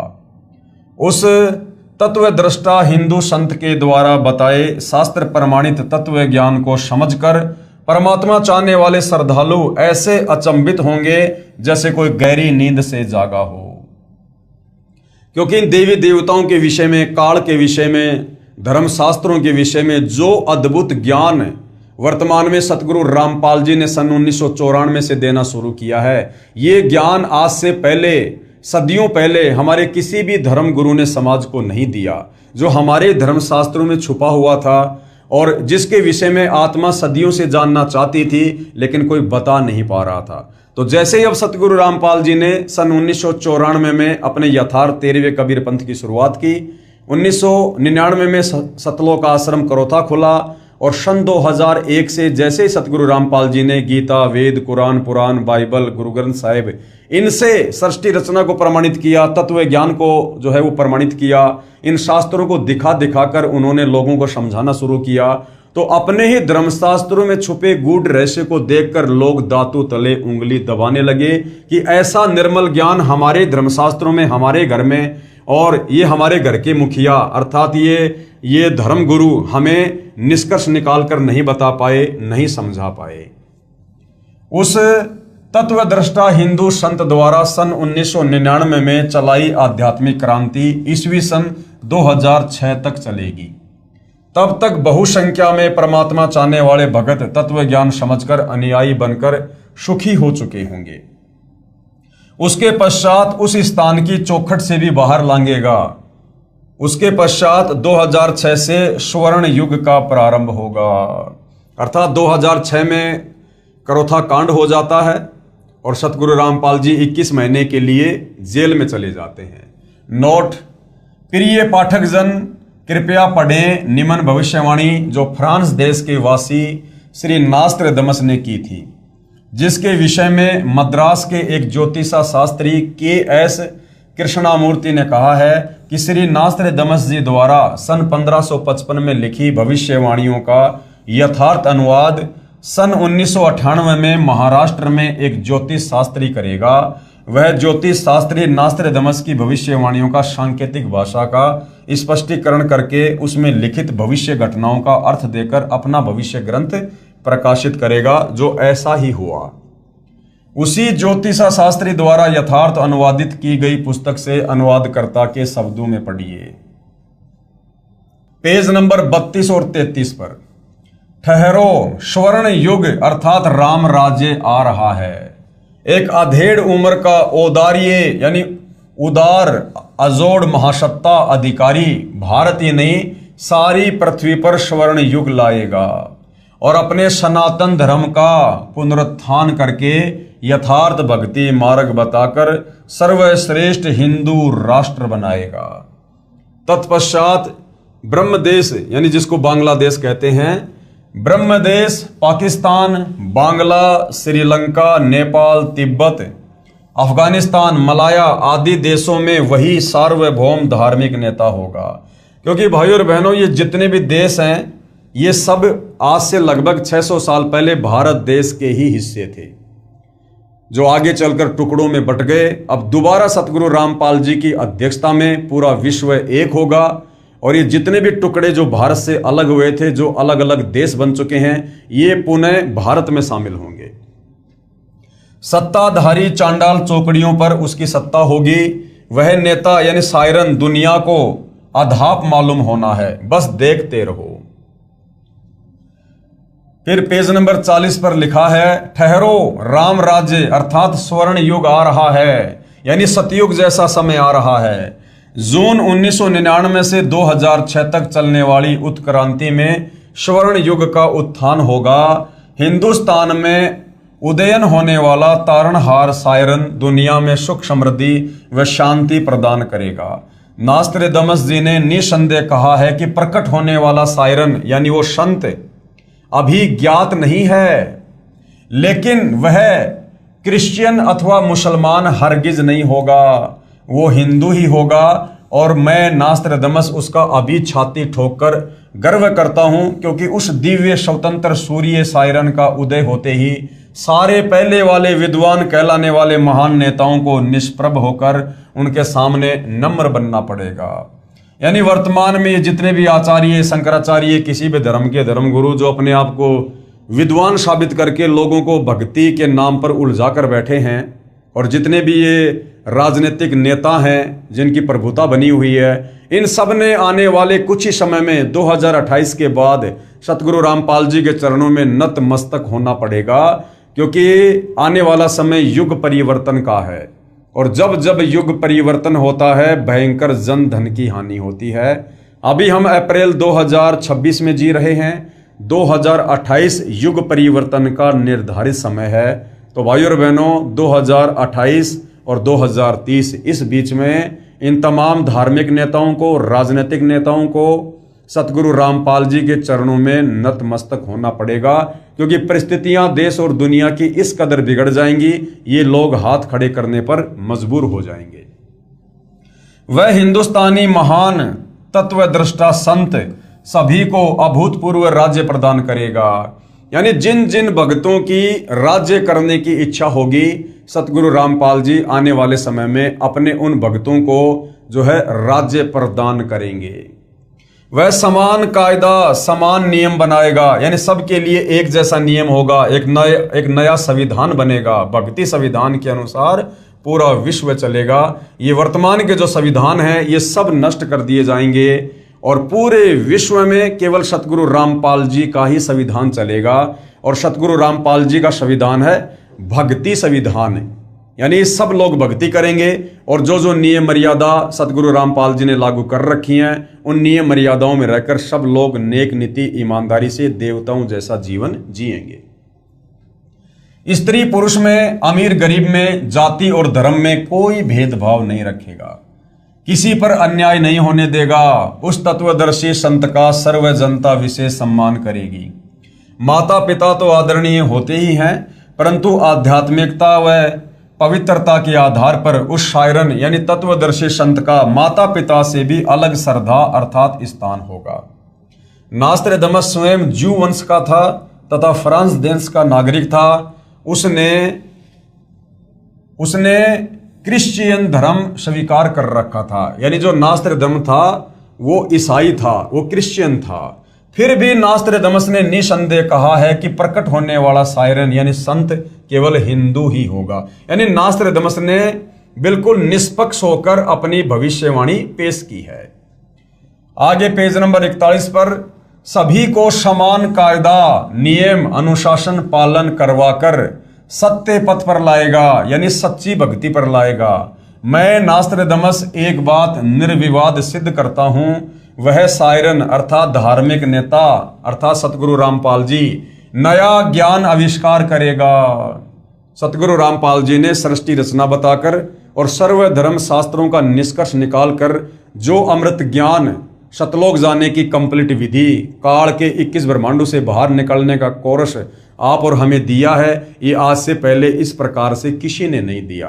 तो एक नया ज्ञान यानी इस काल के 21 ब्रह्मांड में जो आधा अधूरा भक्ति का ज्ञान है उससे सर्वश्रेष्ठ एक नया ज्ञान सतगुरु रामपाल जी ने हमें दिया है। वह सत्य मार्गदर्शन करवाने वाला तारणहार एशिया खंड में जिस देश के नाम महासागर हिंद महासागर है उसी नाम वाले हिंदुस्तान देश में जन्म लेगा। अब ये भविष्य वक्ता होते हैं भाइयों और बहनों, इन्हें नहीं पता होता है कि परमात्मा जी जब संत रूप में धरती पर आते हैं तो वो जन्म लेते हैं या फिर वो प्रकट होते हैं। तो उन्होंने अपनी साधारण भाषा में यहाँ पर जन्म लेना लिखा है। वो ना क्रिश्चियन होगा, ना मुसलमान होगा, ना जू होगा, वो निसंदेह हिंदू होगा। अन्य भूतपूर्व धार्मिक नेताओं से महत्तर बुद्धिमान होगा और अंजी के होगा। नास्त्रदामस भविष्यवाणी के शतक 6 श्लोक 70 में महत्वपूर्ण संकेत बता रहा है। उससे सभी प्रेम करेंगे, उसका बोलबाला रहेगा, उसका भय भी होगा कि यदि मर्यादा तोड़ दी तो हमारे पर तुरंत काल का अटैक होगा और हमारे पर मुसीबतों का पहाड़ टूटेगा। तो सतगुरु रामपाल जी का भय भी होगा। कोई भी अपकृत्य करना नहीं सोचेगा, यानी कोई भी व्यक्ति गलत काम करने की नहीं सोचेगा, क्योंकि ज्ञान भी हो जाएगा कि जैसे कर्म करेंगे फिर वैसा उनका दंड भी भोगना पड़ेगा। तो जिस कारण से लोगों में भय भी रहेगा और लोग कोई भी अपकृत्य अर्थात दुष्कर्म नहीं करेंगे। उसका नाम व कीर्ति त्रिखंड में गूंजेगी, अर्थात पूरे विश्व में उनका नाम होगा, बोलबाला होगा, अर्थात आसमानों के पार उसकी महिमा का बोलबाला होगा।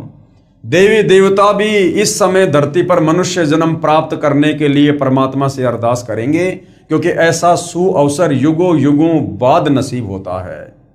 और देवलोक में बैठे देवता लोग उस देव शरीर में मुक्ति प्राप्त नहीं कर सकते।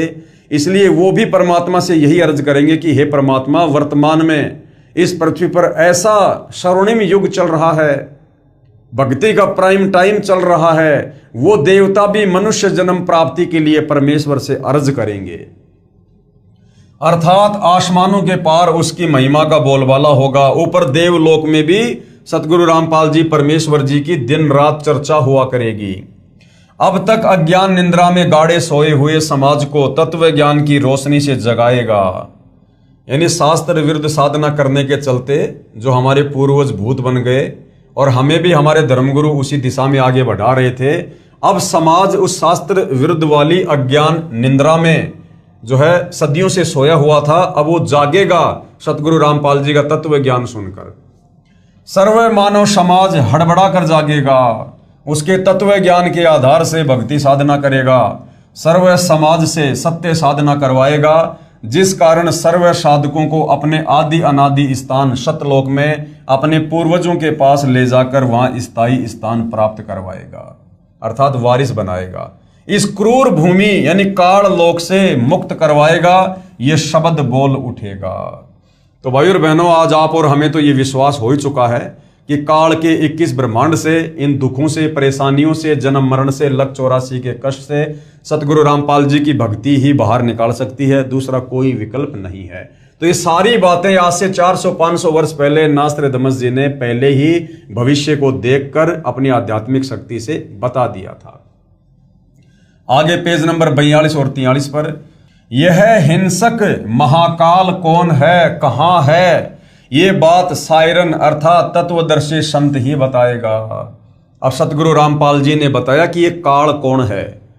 आज से पहले तो लोगों को यह भी नहीं पता था कि ब्रह्मा जी के माता पिता कौन हैं, श्री ब्रह्मा विष्णु महेश के माता पिता कौन हैं, दुर्गा का पति कौन है। हम दुर्गा को माता कहकर बुलाते हैं, नवरात्रे करते हैं, शेरा वाली माता, दुर्गा माता, लेकिन आज तक किसी को यह नहीं पता था कि उसका पति कौन है। बिना पति की वो माता कैसे हो गई, 16 श्रृंगार क्यों करती है, मांग में सिंदूर क्यों भरती है।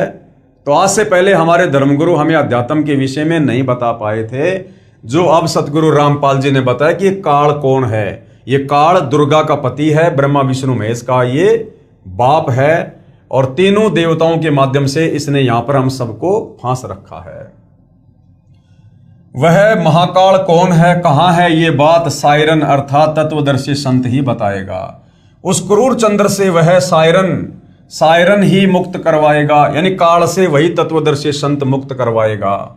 सायरन अर्थात तत्वदर्शी संत के कारगिर्द में इस भूतल की पवित्र भूमि पर हिंदुस्तान में स्वर्ण युग का अवतरण होगा, अर्थात सतयुग जैसा समय होगा। फिर वह पूरे विश्व में फैलेगा। उस विश्व नेता और उसके सद्गुणों की उसके बाद भी महिमा गाई जाएगी, यानी सतगुरु रामपाल जी के वापस सतलोक जाने के बाद भी सदियों तक उनकी महिमा यहां पर गाई जाएगी।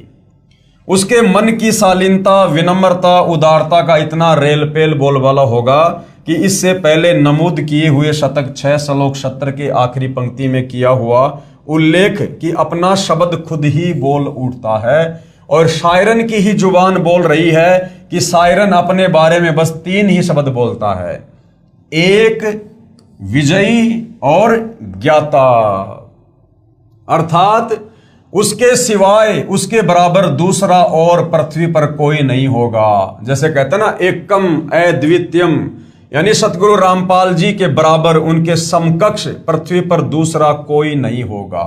और विजयी यानी उनको कोई भी पराजय नहीं कर सकता इस 21 ब्रह्मांड में, वो विजयी ही रहेंगे। और ज्ञाता, उनके बराबर ज्ञानी सर्वज्ञ और कोई नहीं होगा, जैसे हम सतगुरु रामपाल जी को जगत गुरु कहते हैं।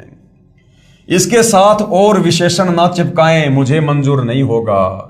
ये पृष्ठ 42 वाला 4 उल्लेखवाणी शतक 6 श्लोक 71 है। हिंदू सायरन अपने ज्ञान से दैप्तीयमान उत्तुंग ऊंचा स्वरूप का विधान यानी तत्व ज्ञान फिर से बिना शर्त उजागर करवाएगा। ये अंग्रेजी में लिखा है, siren will be chief of the world loved feared and unchallenged, और मानवीय संस्कृति निर्धोक संवारेगा, यानी लोगों की जो वृत्ति गिर चुकी है, मानसिक स्तर गिर चुका है, उसे सतभक्ति के द्वारा पुनः ऊंचाइयों पर लेकर जाएगा, लोगों को असल में इंसान बनाएगा, इसमें संदेह नहीं। अभी किसी को मालूम नहीं, यानी ये सन 1555 के आसपास की बातें हैं, इसलिए नास्त्रदामस जी कह रहे हैं कि अभी वर्तमान में उस संत के विषय में किसी को कुछ नहीं पता।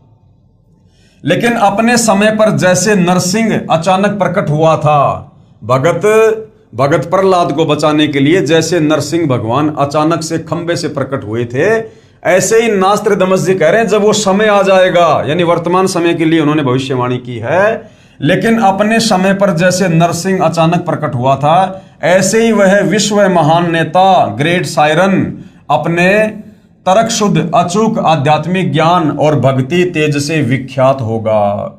जैसे वर्तमान समय में यदि सत्य ज्ञान को लेकर, शास्त्र अनुकूल ज्ञान को लेकर, शास्त्रों वाले ज्ञान को लेकर अगर किसी संत की चर्चा होती है तो केवल सतगुरु रामपाल जी की होती है, और आने वाले कुछ ही वर्षों में पूरे विश्व में उनका बोलबाला होगा। मैं नास्त्रदामस अचंभित हूं, मैं ना उनके देश जहां से अवतरित होगा अर्थात सतलोक देश को तथा ना उसको जानता हूं, मैं उसे सामने देख भी रहा हूं। अब देखिए भाई और बहनों, कितनी गहरी और कितनी बड़ी बात बोली है।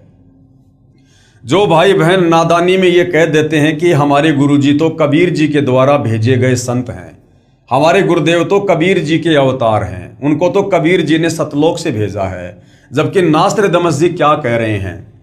नास्त्रदामस जी कह रहे हैं मैं ना उसके देश को जानता हूं। कौन सा देश?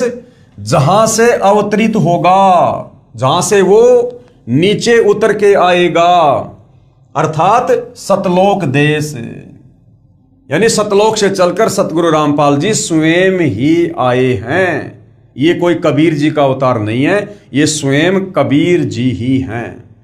ना मैं उसके देश जहां से अवतरित होगा अर्थात सतलोक देश को तथा ना उसको जानता हूं, मैं उसे सामने देख भी रहा हूं, क्योंकि अपनी आध्यात्मिक शक्ति से वो भविष्य को देख रहे थे, जिस आधार से वो बोल रहे थे। उसकी महिमा का शब्द बद में कोई मिसाल नहीं कर सकता, बस उसे ग्रेट सायरन महान धार्मिक नेता कहता हूं। अपने धर्म बंधुओं की सदकालीन समस्या से, दयनीय अवस्था से बेचैन होता हुआ, स्वतंत्र ज्ञान सूर्य का उदय करता हुआ, अपने भक्ति तेज से जग का तारणहार, 5वें शतक 20वीं सदी के अंतिम वर्ष में ईस्वी सन 1999 अधेड़ उम्र का विश्व का महान नेता, जैसे तेजस्वी सिंह मानव ग्रेट सायरन उद्विग्न अवस्था से चौखट लांघता हुआ मेरे नास्त्रदामस के मन का भेद ले रहा है, और मैं उसका स्वागत करता हुआ आश्चर्यचकित हो रहा हूं, उदास भी हो रहा हूं, क्योंकि उसका दुनिया को ज्ञान ना होने से मेरा सायरन यानी वह तत्वदर्शी संत उपेक्षा का पात्र बन रहा है। नास्त्रदामस जी सन 1555 में, सन 2006 और सन 2014 वाला जो दृश्य है वो ज्यों का त्यों देख रहे थे, क्योंकि भाई और बहनों जिनके पास में पूर्व जन्म की आध्यात्मिक शक्ति होती है, जिनकी भक्ति वाली बैटरी चार्ज होती है, उनको परमेश्वर इस प्रकार के दृश्य दिखवा देते हैं। और सतगुरु रामपाल जी ने नास्त्रदामस को इस प्रकार की पावर देकर अपने वर्तमान समय की झलक इसलिए दिखा रहे थे ताकि इन भविष्यवाणियों को पढ़कर सुनकर हमें दृढ़ विश्वास हो सके। तो नास्त्रदामस जी वर्तमान समय को देख रहे थे कि भाई 2006 में एक कांड होगा, फिर 2014 में कांड होगा, और जो धार्मिक नेता है, जो संत है, वो दुनिया में उपेक्षा का पात्र बनेगा, अर्थात दुनिया उनकी निंदा करेगी, अनजाने में, नादानी में, उनको ना जानकर, उनके ज्ञान को ना सुनकर। मेरा सायरन अर्थात तत्वदर्शी संत उपेक्षा का पात्र बन रहा है। मेरी यानी नास्त्रदामस की चित्त भेदक भविष्यवाणी की और उस वैश्विक सिंह मानव की उपेक्षा ना करें। नास्त्रदामस जी कह रहे हैं उस महान तत्वदर्शी संत की कोई उपेक्षा ना करे, उसके विषय में कोई अपशब्द ना कहे, निंदा ना करे। उसके प्रकट होने पर तथा उसके तेजस्वी तत्व ज्ञान रूपी सूर्य उदय होने से आदर्शवादी श्रेष्ठ व्यक्तियों का पुनरुत्थान तथा स्वर्ण युग का प्रभात शतक 6 में आज ईस्वी सन 1555 से 450 वर्ष बाद अर्थात 2006 में 1555 प्लस 450 वर्ष अर्थात 2005 के पश्चात अर्थात 2006 में शुरुआत होगी, अर्थात 2006 में क्रोथा कांड हुआ था और सतगुरु रामपाल जी जो है एक प्रकार से निंदा के पात्र हुए उन्हें नादान लोगों के द्वारा। इस कृतार्थ शुरुआत का मैं नास्त्रदमस दृष्टा हो रहा हूं, यानी उस समय वो अपनी आंखों से देख रहा था। Page number 44, 45, 46। नास्त्रदमस शतक 1 श्लोक 50 में फिर प्रमाणित कर रहा है कि 3 ओर से सागर से घिरे द्वीप हिंदुस्तान देश में उस महान संत का जन्म होगा। उस समय तत्व ज्ञान के अभाव से अज्ञान अंधेरा होगा, नैतिकता का पतन होकर हाहाकार मचा होगा। वह सायरन यानी धार्मिक नेता, तत्वदर्शी संत गुरुवर अर्थात गुरु जी को वर अर्थात श्रेष्ठ मानकर अपनी साधना करेगा, क्योंकि गुरु से ही हमें ज्ञान प्राप्त होता है। गुरुर ब्रह्मा गुरुर विष्णु गुरुर देवो महेश्वर है, गुरुर साक्षात पार ब्रह्म तस्मै श्री गुरुवे नमः। तो नास्त्रदमस जी कह रहे हैं कि जो तत्वदर्शी संत होगा, जो ग्रेट सायरन होगा, वो गुरु को सर्वश्रेष्ठ महत्व देते हुए भक्ति करेगा और करवाएगा। तो आज भाइयों और बहनों, सतगुरु के विषय में हमें परमेश्वर की वाणियां सुनने को मिलती है कि 7 दीप नौखंड में गुरु से बड़ा ना कोई, करता करे ना कर सके, सतगुरु करे सो होई। गुरु गोविंद दोनों खड़े किसके लागू पाए, बलिहारी गुरु आपना जिन गोविंद दिया बताए। क्योंकि कबीर परमात्मा स्वयं धरती पर प्रकट होकर गुरु की भूमिका करते हैं, इसलिए वह धार्मिक नेता, वह तत्वदर्शी संत गुरु को सर्वश्रेष्ठ साबित करके भक्ति करवाएगा। वह धार्मिक नेता, तत्वदर्शी संत अपने धर्म बल अर्थात भक्ति की शक्ति से तथा तत्व ज्ञान द्वारा सभी राष्ट्रों को नतमस्तक करेगा। आने वाले समय में दुनिया के कुछ देश मिलकर जो भारत देश पर आक्रमण करेंगे, उन सबको मुंह की खानी पड़ेगी सतगुरु रामपाल जी की शक्ति के आगे। एशिया में उसे रोकना अर्थात उसके प्रचार में बाधा करना पागलपन होगा। शतक 1 श्लोक 50। उसके बाद नास्त्रदमस जी ने आगे क्या कुछ कहा है, नोट। नास्त्रदमस की भविष्यवाणी फ्रांस देश की भाषा में लिखी गई थी। बाद में एक पॉल ब्रंटन नामक अंग्रेज ने इस नास्त्रदमस की भविष्यवाणी सेंचुरी ग्रंथ को फ्रांस में कुछ वर्ष रहकर समझा, फिर इंग्लिश भाषा में लिखा। उसने गुरुवार शब्द को बृहस्पति यानी गुरुवार अर्थात थर्सडे जानकर लिख दिया कि वह अपनी पूजा का आधार बृहस्पतिवार को बनाएगा। वास्तव में गुरुवार शब्द है जिसका अर्थ है सर्व गुरुओं में जो एक तत्व ज्ञाता अर्थात श्रेष्ठ है तथा गुरु को मुख्य मानकर साधना करना होता है। वेद भाषा में बृहस्पति का भावार्थ सर्वोच्च स्वामी अर्थात परमेश्वर, दूसरा अर्थ बृहस्पति का जगत गुरु भी होता है। जगत गुरु तथा परमेश्वर भी बृहस्पति का ही बोधक है। वह अधेड़ उम्र में यानी युवा अवस्था में 50 और 60 के आसपास की अवस्था में तत्व ज्ञान का ज्ञाता तथा श्रेय होकर त्रिखंड में कीर्तिमान होगा। मुझ नास्त्रदमस को उसका नया उपाय यानी साधना मंत्र ऐसा जालिम मालूम होता है जैसे सर्प को वश करने वाला गार्डू मंत्र से महाविशैले सर्प को वश कर लेता है। यानी नास्त्रदमस जी कह रहे हैं कि वो जो साधना के मंत्र देगा, जो सुमरण देगा, मुझे तो उसका वो सुमरण ऐसा प्रतीत हो रहा है जैसे गार्डू एक मंत्र बोलकर महाविशैले सर्प को भी अपने काबू में कर लेता है। ऐसे ही वो जो सुमरण देगा, जो मंत्र देगा, उससे इस काल के जो है जितने भी षड्यंत्र हैं, जितने भी दाव हैं, वो फैल हो जाएंगे और ये काल उस सत भक्ति मंत्रों के आगे नतमस्तक हो जाएगा। वह नया उपाय, नया कायदा बनाने वाला यानी एक नया संविधान बनाएगा। तत्ववेता दुनिया के सामने उजागर होगा। उसी को मैं नास्त्रदमस अचंभित होकर ग्रेट सायरन बता रहा हूं, यानी महान धार्मिक नेता। उसके ज्ञान के दिव्य तेज के प्रभाव से उस दीपकल्प भारतवर्ष में आक्रामक तूफान खलबली मचेगी अर्थात अज्ञानी संतों द्वारा विद्रोह किया जाएगा। अब भाइयों और बहनों, सतगुरु रामपाल जी अभी 10 अप्रैल 2026 को 11 साल बाद जो हिसार जेल से बाहर आए हैं, तो सतगुरु रामपाल जी ने आते ही कहा है कि बच्चों अभी तीसरा झटका आना और बाकी है और वो तीसरा झटका ये काल सहन नहीं कर पाएगा। तो ये जितने भी धार्मिक जो गुरु हैं, धर्मगुरु हैं, चाहे वो किसी भी धर्म के हों, ये फिर से भाई और बहनों सतगुरु रामपाल जी के अमर तत्व ज्ञान को जो है मिटाने की एक चेष्टा करेंगे, नाकाम कोशिश करेंगे, और उस समय हाहाकार मचेगा, एक क्रांति होगी, अर्थात युग परिवर्तन का दौर होगा, और उन लोगों की कोशिशें धरी की धरी रह जाएंगी, और अंत में उन लोगों को अपनी जान बचाने के लिए सतगुरु रामपाल जी की शरण में आना पड़ेगा। अर्थात अज्ञानी संतों द्वारा विद्रोह किया जाएगा। 2006 में भी अज्ञानी संतों द्वारा ही विद्रोह किया गया था, अर्थात करोथा कांड हुआ। 2014 में भी अज्ञानी संतों द्वारा ही विद्रोह किया गया था, अर्थात 2014 का बरवाला कांड हुआ। उसको शांत करने का उपाय भी उसी को मालूम होगा। जैसे जालिम सर्पनी को वश किया जाता है, वह सिंह के समान शक्तिशाली व तेज पुंज व्यक्तित्व का होगा। कौन? तत्वदर्शी संत, तेज पुंज व्यक्तित्व का। आप और हम नित्य नियम में पढ़ते हैं, धन सतगुरु उपदेश देवा 84 ब्रह्मेट ही, और तेज पुंज अन्य दे धरकर इस विध हमको भेंट ही। तो नास्त्रदमस जी सतगुरु रामपाल जी के विषय में कह रहे हैं कि वो तेज पुंज व्यक्तित्व का धनी होगा, उसका शरीर हाड़ मांस से बना नहीं होगा, वो तेज पुंज व्यक्तित्व का धनी होगा, अर्थात स्वयं वो परमात्मा ही होगा।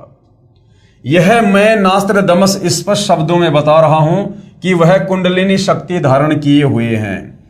अब परमेश्वर को कुंडलिनी शक्ति धारण करने की जरूरत नहीं है, ये तो सर्व सिद्धियों से परिपूर्ण है, सर्वशक्तिमान परमात्मा है। आदरणीय गरीबदास जी कहते हैं, गरीब सब पदवी के मूल हैं, सकल सिद्धि हैं तीर, और दास गरीब सतपुरुष भजो अविगत कला कबीर। इस कबीर परमेश्वर सतगुरु रामपाल जी की सत भक्ति से जो मर्यादा में रहकर करता है, उस भगत में ही 24 सिद्धियां आ जाती हैं। तो सतगुरु रामपाल जी तो सिद्धियों के स्वामी हैं। आगे स्पष्ट शब्द यह है कि जिस समय वह सायरन अर्थात वह तत्वदर्शी संत जिस महासागर में दीप कल्प है, उसी देश के नाम पर महासागर भी है। जैसे हिंद महासागर है, तो हिंद महासागर के नाम पर हमारे देश का नाम है हिंदुस्तान। विशेषता यह होगी कि उस देश की भुजंग सर्पनी शक्ति कुंडलिनी शक्ति का पूर्ण परिचित ट्रू मास्टर होगा। वह सायरन अर्थात महान धार्मिक नेता, उदार मत वाला, कृपालु, दयालु, दैप्तीयमान, सनातन साम्राज्य अधिकारी, आदि पुरुष, सत्य पुरुष का अनुयायी होगा। हालांकि सतगुरु रामपाल जी स्वयं ही सत्य पुरुष हैं, और इनके अनुयायी तो आप और हम भाई बहन हैं जो मर्यादा में रहकर भक्ति कर रहे हैं। उसकी सत्ता सार्वभौम होगी, यानी हर देश में उनका शासन होगा। उसकी महिमा, उपाय, गुरु श्रद्धा, गुरु भक्ति अर्थात गुरु बिना कोई साधना सफल नहीं होती, इस सिद्धांत को दृढ़ करेगा।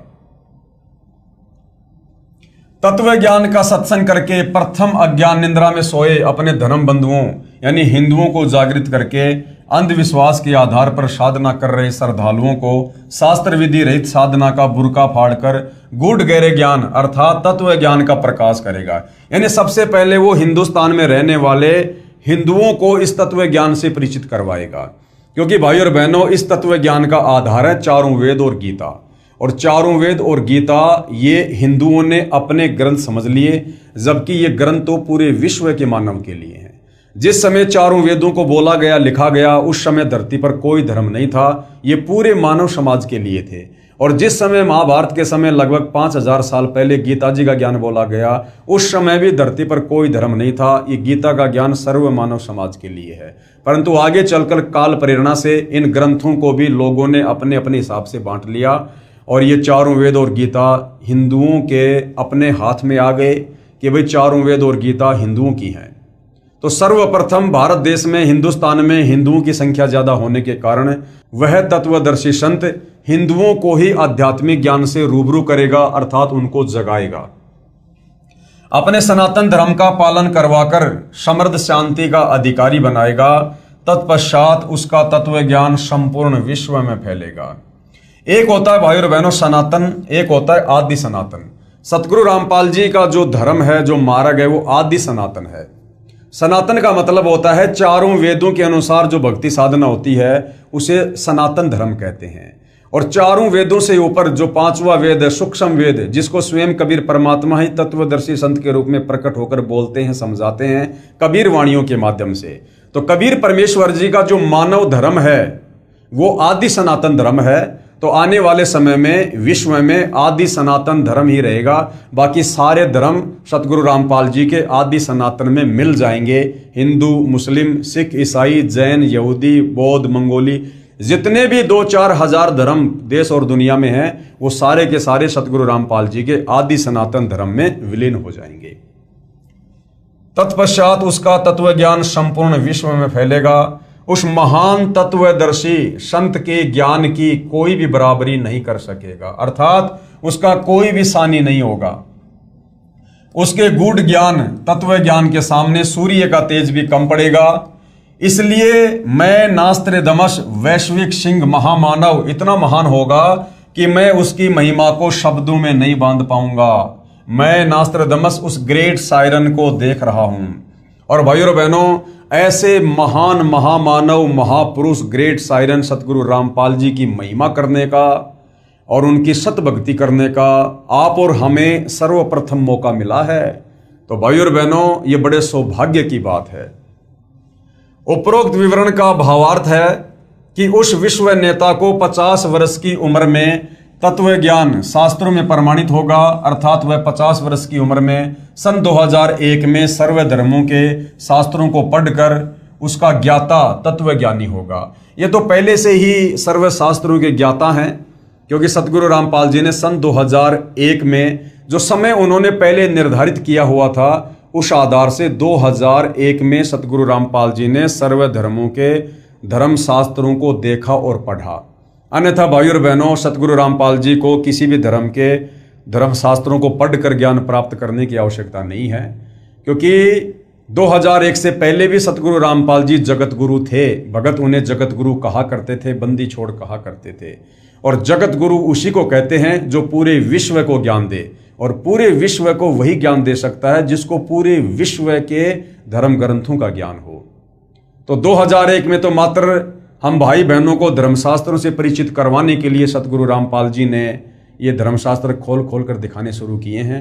अन्यथा सन 1994 से सतगुरु रामपाल जी आदरणीय गरीबदास जी के 5वें सूक्ष्म वेद सदग्रंथ साहिब से ही सत्संग कर रहे हैं, सदग्रंथ साहिब का खुलासा कर रहे थे। जो सदग्रंथ साहिब आज से 300 साल पहले आदरणीय गरीबदास जी ने लिखवाया था, उस सदग्रंथ साहिब में 24,000 वाणियां हैं, और वो 24,000 वाणियां पूरे विश्व की भाषाओं के शब्दों से लिपिबद्ध हैं। अब भाइयों और बहनों, सन 1994 से सतगुरु रामपाल जी पूरे विश्व की भाषाओं से परिपूर्ण सदग्रंथ साहिब का खुलासा कर रहे हैं। तो सोचिए, क्या सतगुरु रामपाल जी 2001 में शास्त्रों को देखकर उनका अध्ययन करके हमें समझाएंगे? अर्थात सतगुरु रामपाल जी सर्वज्ञ हैं। ये सर्व भाषाओं के और सर्व जीवों की भाषाओं के भी ये सतगुरु रामपाल जी ज्ञाता हैं। तो ये स्वयं कबीर परमेश्वर हैं। यहाँ परमात्मा वर्तमान परिस्थितियों के अनुसार आप और हमें समझाते हुए इस प्रकार की लीला करते हैं। तथा उसके पश्चात उस तत्व ज्ञान का ज्ञेय यानी जानने योग्य परमेश्वर का ज्ञान अन्य को प्रदान करने वाला होगा, तथा उसका आध्यात्मिक जन्म अमावस्या को होगा। आध्यात्मिक जन्म का मतलब है, जैसे सतगुरु रामपाल जी ने 17 फरवरी 1988 को एक अच्छी आत्मा आदरणीय राम देवानंद जी को अपना मुंह बोला गुरु धारण किया, गुरु शिष्य परंपरा को बनाए रखकर आगे ज्ञान देने के लिए। तो सतगुरु रामपाल जी ने जिस दिन आदरणीय गरीबदास जी के 12वें पंथ में प्रवेश करना था और एक मुंह बोला गुरु धारण करना था, तो उस नाम दीक्षा वाले दिन को यहां पर आध्यात्मिक जन्म की संज्ञा दी गई है, जो कि अमावस्या को होगा। उस समय उसकी आयु युवा अर्थात 16, 20, 25 वर्ष की नहीं होगी, वह प्रौढ़ होगा, यानी 40 के आसपास होगा। तथा जब वह प्रसिद्ध होगा तब उसकी आयु 50 से 60 साल के मध्य होगी। यानी जब प्रथम बार करोथा कांड हुआ 2006 में, सतगुरु रामपाल जी विशेषकर हरियाणा और भारत में चर्चा में आए, उस समय उनकी उम्र 50 से 60 के बीच में थी, अर्थात 55 वर्ष थी। आगे पेज नंबर 46 और 47। नास्त्रदमस कहता है कि निसंदेह विश्व में श्रेष्ठ तत्व ज्ञाता ग्रेट सायरन के विषय में मेरी भविष्यवाणी के शब्दाशब्द को किसी नेताओं पर जोड़कर तर्क वितर्क करके देखेंगे तो कोई भी खरा नहीं उतरेगा। नास्त्रदमस जी कह रहे हैं भैया मेरी इस भविष्यवाणी को यदि कोई किसी राजनेता के ऊपर फिट करने की कोशिश करेगा ना, जैसे कोई भारत देश के प्रधानमंत्री नरेंद्र मोदी पर या अमेरिका के राष्ट्रपति डोनाल्ड ट्रंप पर, तो नास्त्रदमस जी कहते हैं कि मेरी भविष्यवाणी उन राजनीतिक लोगों के ऊपर खरी नहीं उतरेगी, क्योंकि कोई भी राजनीतिक नेता राजनीतिक दृष्टिकोण से भारत देश को विश्व गुरु धर्म गुरु नहीं बना सकता।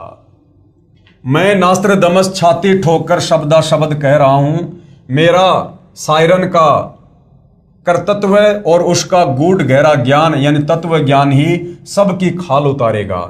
तो सभी धर्मगुरुओं की सदगुरु रामपाल जी के तत्व ज्ञान ने धोती सी धोके रख दी है, ये सबको पता है। बस 2006 साल आने दो, इस विधान का एक एक शब्द खरा खरा समर्थन सायरन ही देगा। आगे पेज नंबर 52 पर नास्त्रदमस ने अपनी भविष्यवाणी में कहा है कि 21वीं सदी के प्रारंभ में यानी सन 2001 से दुनिया के क्षितिज पर सायरन का उदय होगा। जो भी बदलाव होगा वह मेरी नास्त्रदमस की इच्छा से नहीं बल्कि सायरन की आज्ञा से, नियति की इच्छा से सारा बदलाव होगा। यानी वर्तमान समय की जो कमान है वो सतगुरु रामपाल जी के हाथ में है। जो भी बदलाव आने वाले समय में युग परिवर्तन के दौर पर होंगे या वर्तमान में हो रहे हैं वो सतगुरु रामपाल जी की मर्जी से हो रहे हैं। उसमें से नया बदलाव मतलब हिंदुस्तान सर्वश्रेष्ठ राष्ट्र होगा। पूरे विश्व में हिंदुस्तान सर्वश्रेष्ठ देश होगा और कई सदियों से ना देखा ऐसा हिंदुओं का सुख साम्राज्य दृष्टिगोचर होगा। उस देश में पैदा हुआ धार्मिक संत ही तत्वदृष्टा तथा जग का तारणहार जगत वेता होगा। एशिया खंडों में रामायण महाभारत आदि का ज्ञान जो हिंदुओं में प्रचलित है उससे भी भिन्न आगे का ज्ञान उस तत्वदर्शी संत का होगा। यानी जो ज्ञान हमारे चारों वेदों में और गीता जी में नहीं है वो तत्व ज्ञान, वो 5वें वेद सूक्ष्म वेद का ज्ञान सतगुरु रामपाल जी ने आज भगत समाज को दिया है। वह सत्य पुरुष का अनुयायी होगा, अर्थात वह स्वयं ही सत्य पुरुष होगा, अनुयायी नहीं। वह एक अद्वितीय संत होगा, यानी उनके बराबर और कोई धार्मिक संत नहीं होगा। Page number 74। बहुत सारे संत नेता आएंगे और जाएंगे, सभी परमात्मा के द्रोही तथा अभिमानी होंगे। मुझे यानी नास्त्रदमस को आंतरिक साक्षात्कार उस शायरन का हुआ है। नास्त्रदमस ने कहा है कि उस महान हिंदू धार्मिक नेता को न पहचान कर उस पर राष्ट्रद्रोह का भी आरोप लगाया जाएगा। अब भाई और बहनों यहां पर थोड़ा सा विरोधाभास है, क्योंकि सतगुरु रामपाल जी ने सन 2014 तक, जब तक बरवाला कांड नहीं हुआ था और वे हिसार जेल में नहीं गए थे, उस समय तक सतगुरु रामपाल जी ने जो ज्ञान गंगा पुस्तक भगत समाज को दी थी, उस ज्ञान गंगा पुस्तक में ये इस प्रकार की बातें नहीं लिखी हुई है कि उन पर राष्ट्रद्रोह का अर्थात देशद्रोह का मुकदमा लगेगा। सन 2014 बरवाला कांड हुआ, सतगुरु रामपाल जी पर देशद्रोह का मुकदमा लगा। उसके बाद सतगुरु रामपाल जी के भक्तों ने इस पुस्तक में इस प्रकार का ये जो संस्करण है वो जोड़ा है कि सतगुरु रामपाल जी पर देशद्रोह का मुकदमा लगेगा, जबकि नास्त्रदमस की मूल भविष्यवाणी में इस प्रकार का जिक्र कहीं नजर नहीं आता है। मुझे यानी नास्त्रदमस को दुख है कि वह महान धार्मिक नेता सायरन उपेक्षा का पात्र बनाया जाएगा, परंतु हिंदुस्तान का हिंदू संत आगामी अंधकारी भक्ति ज्ञान के अभाव से अंधे प्रलयकारी स्वार्थवश भाई भाई को मार रहा है, बेटा बाप से विमुख है, हिंदू हिंदू का शत्रु है, मुसलमान मुसलमान का दुश्मन बना है, धुंधुकारी यानी माया की दौड़ में बेसब्रे समाज यानी जगत को नया प्रकाश देने वाला सर्वश्रेष्ठ जगत जेता धार्मिक विश्व नेता की अपनी उदासी के सिवा और कोई अभिलाषा नहीं होगी। यानी वर्तमान में जो माया की हवस लोगों में जाग उठी है, पैसों के अलावा स्वार्थ के अलावा दुनिया को कुछ भी दिखाई नहीं दे रहा, जिस कारण से ना आपस में भाई भाई का प्यार रहा, ना बाप बेटे में कोई मर्यादा रही, ना भाई बहन का कोई प्यार रहा, तो कहते हैं कि वो शायरन वो तत्वदर्शी संत अपने ज्ञान के प्रभाव से लोगों को अपनी शरण में लेकर इस माया की दौड़ में दौड़ रहे व्यक्तियों को शांति प्रदान करेगा। अर्थात उनको समझ आएगा कि भैया ये काल का 21 ब्रह्मांड है, ये खोकापुर है, और यहाँ पर तुम्हारे को धोखा देने के लिए झूठा सुख काल ने दिया हुआ है। ये काल ने 21 ब्रह्मांड तप करके प्रदान किए हैं। तुम यहाँ से सुई की नोक भी सतलोक लेकर नहीं जा सकते, ना मरने के बाद में तुम नरक में लेके जा सकते, ना लक 84 योनि में लेके जा सकते। तो फिर किस लिए दौड़ रहे हो, किस लिए भाग रहे हो? जो काम करना चाहिए था परमात्मा की प्राप्ति के लिए सत भक्ति वाला, वो काम तुम शुरू भी नहीं कर रहे। तो इस प्रकार से तत्व ज्ञान देकर और फिर सत भक्ति मंत्र देकर जो है लोगों को वो शांत करेगा, लोगों के मन की अभिलाषाओं को शांत करेगा। अर्थात मानव उद्धार के लिए चिंता के अतिरिक्त कुछ भी स्वार्थ नहीं होगा।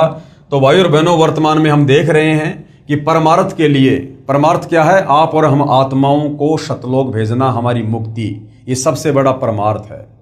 तो वर्तमान में परमार्थ के लिए निस्वार्थ भाव से यदि इस धरती पर कोई धार्मिक नेता यदि इतना संघर्ष कर रहा है तो केवल सतगुरु रामपाल जी हैं।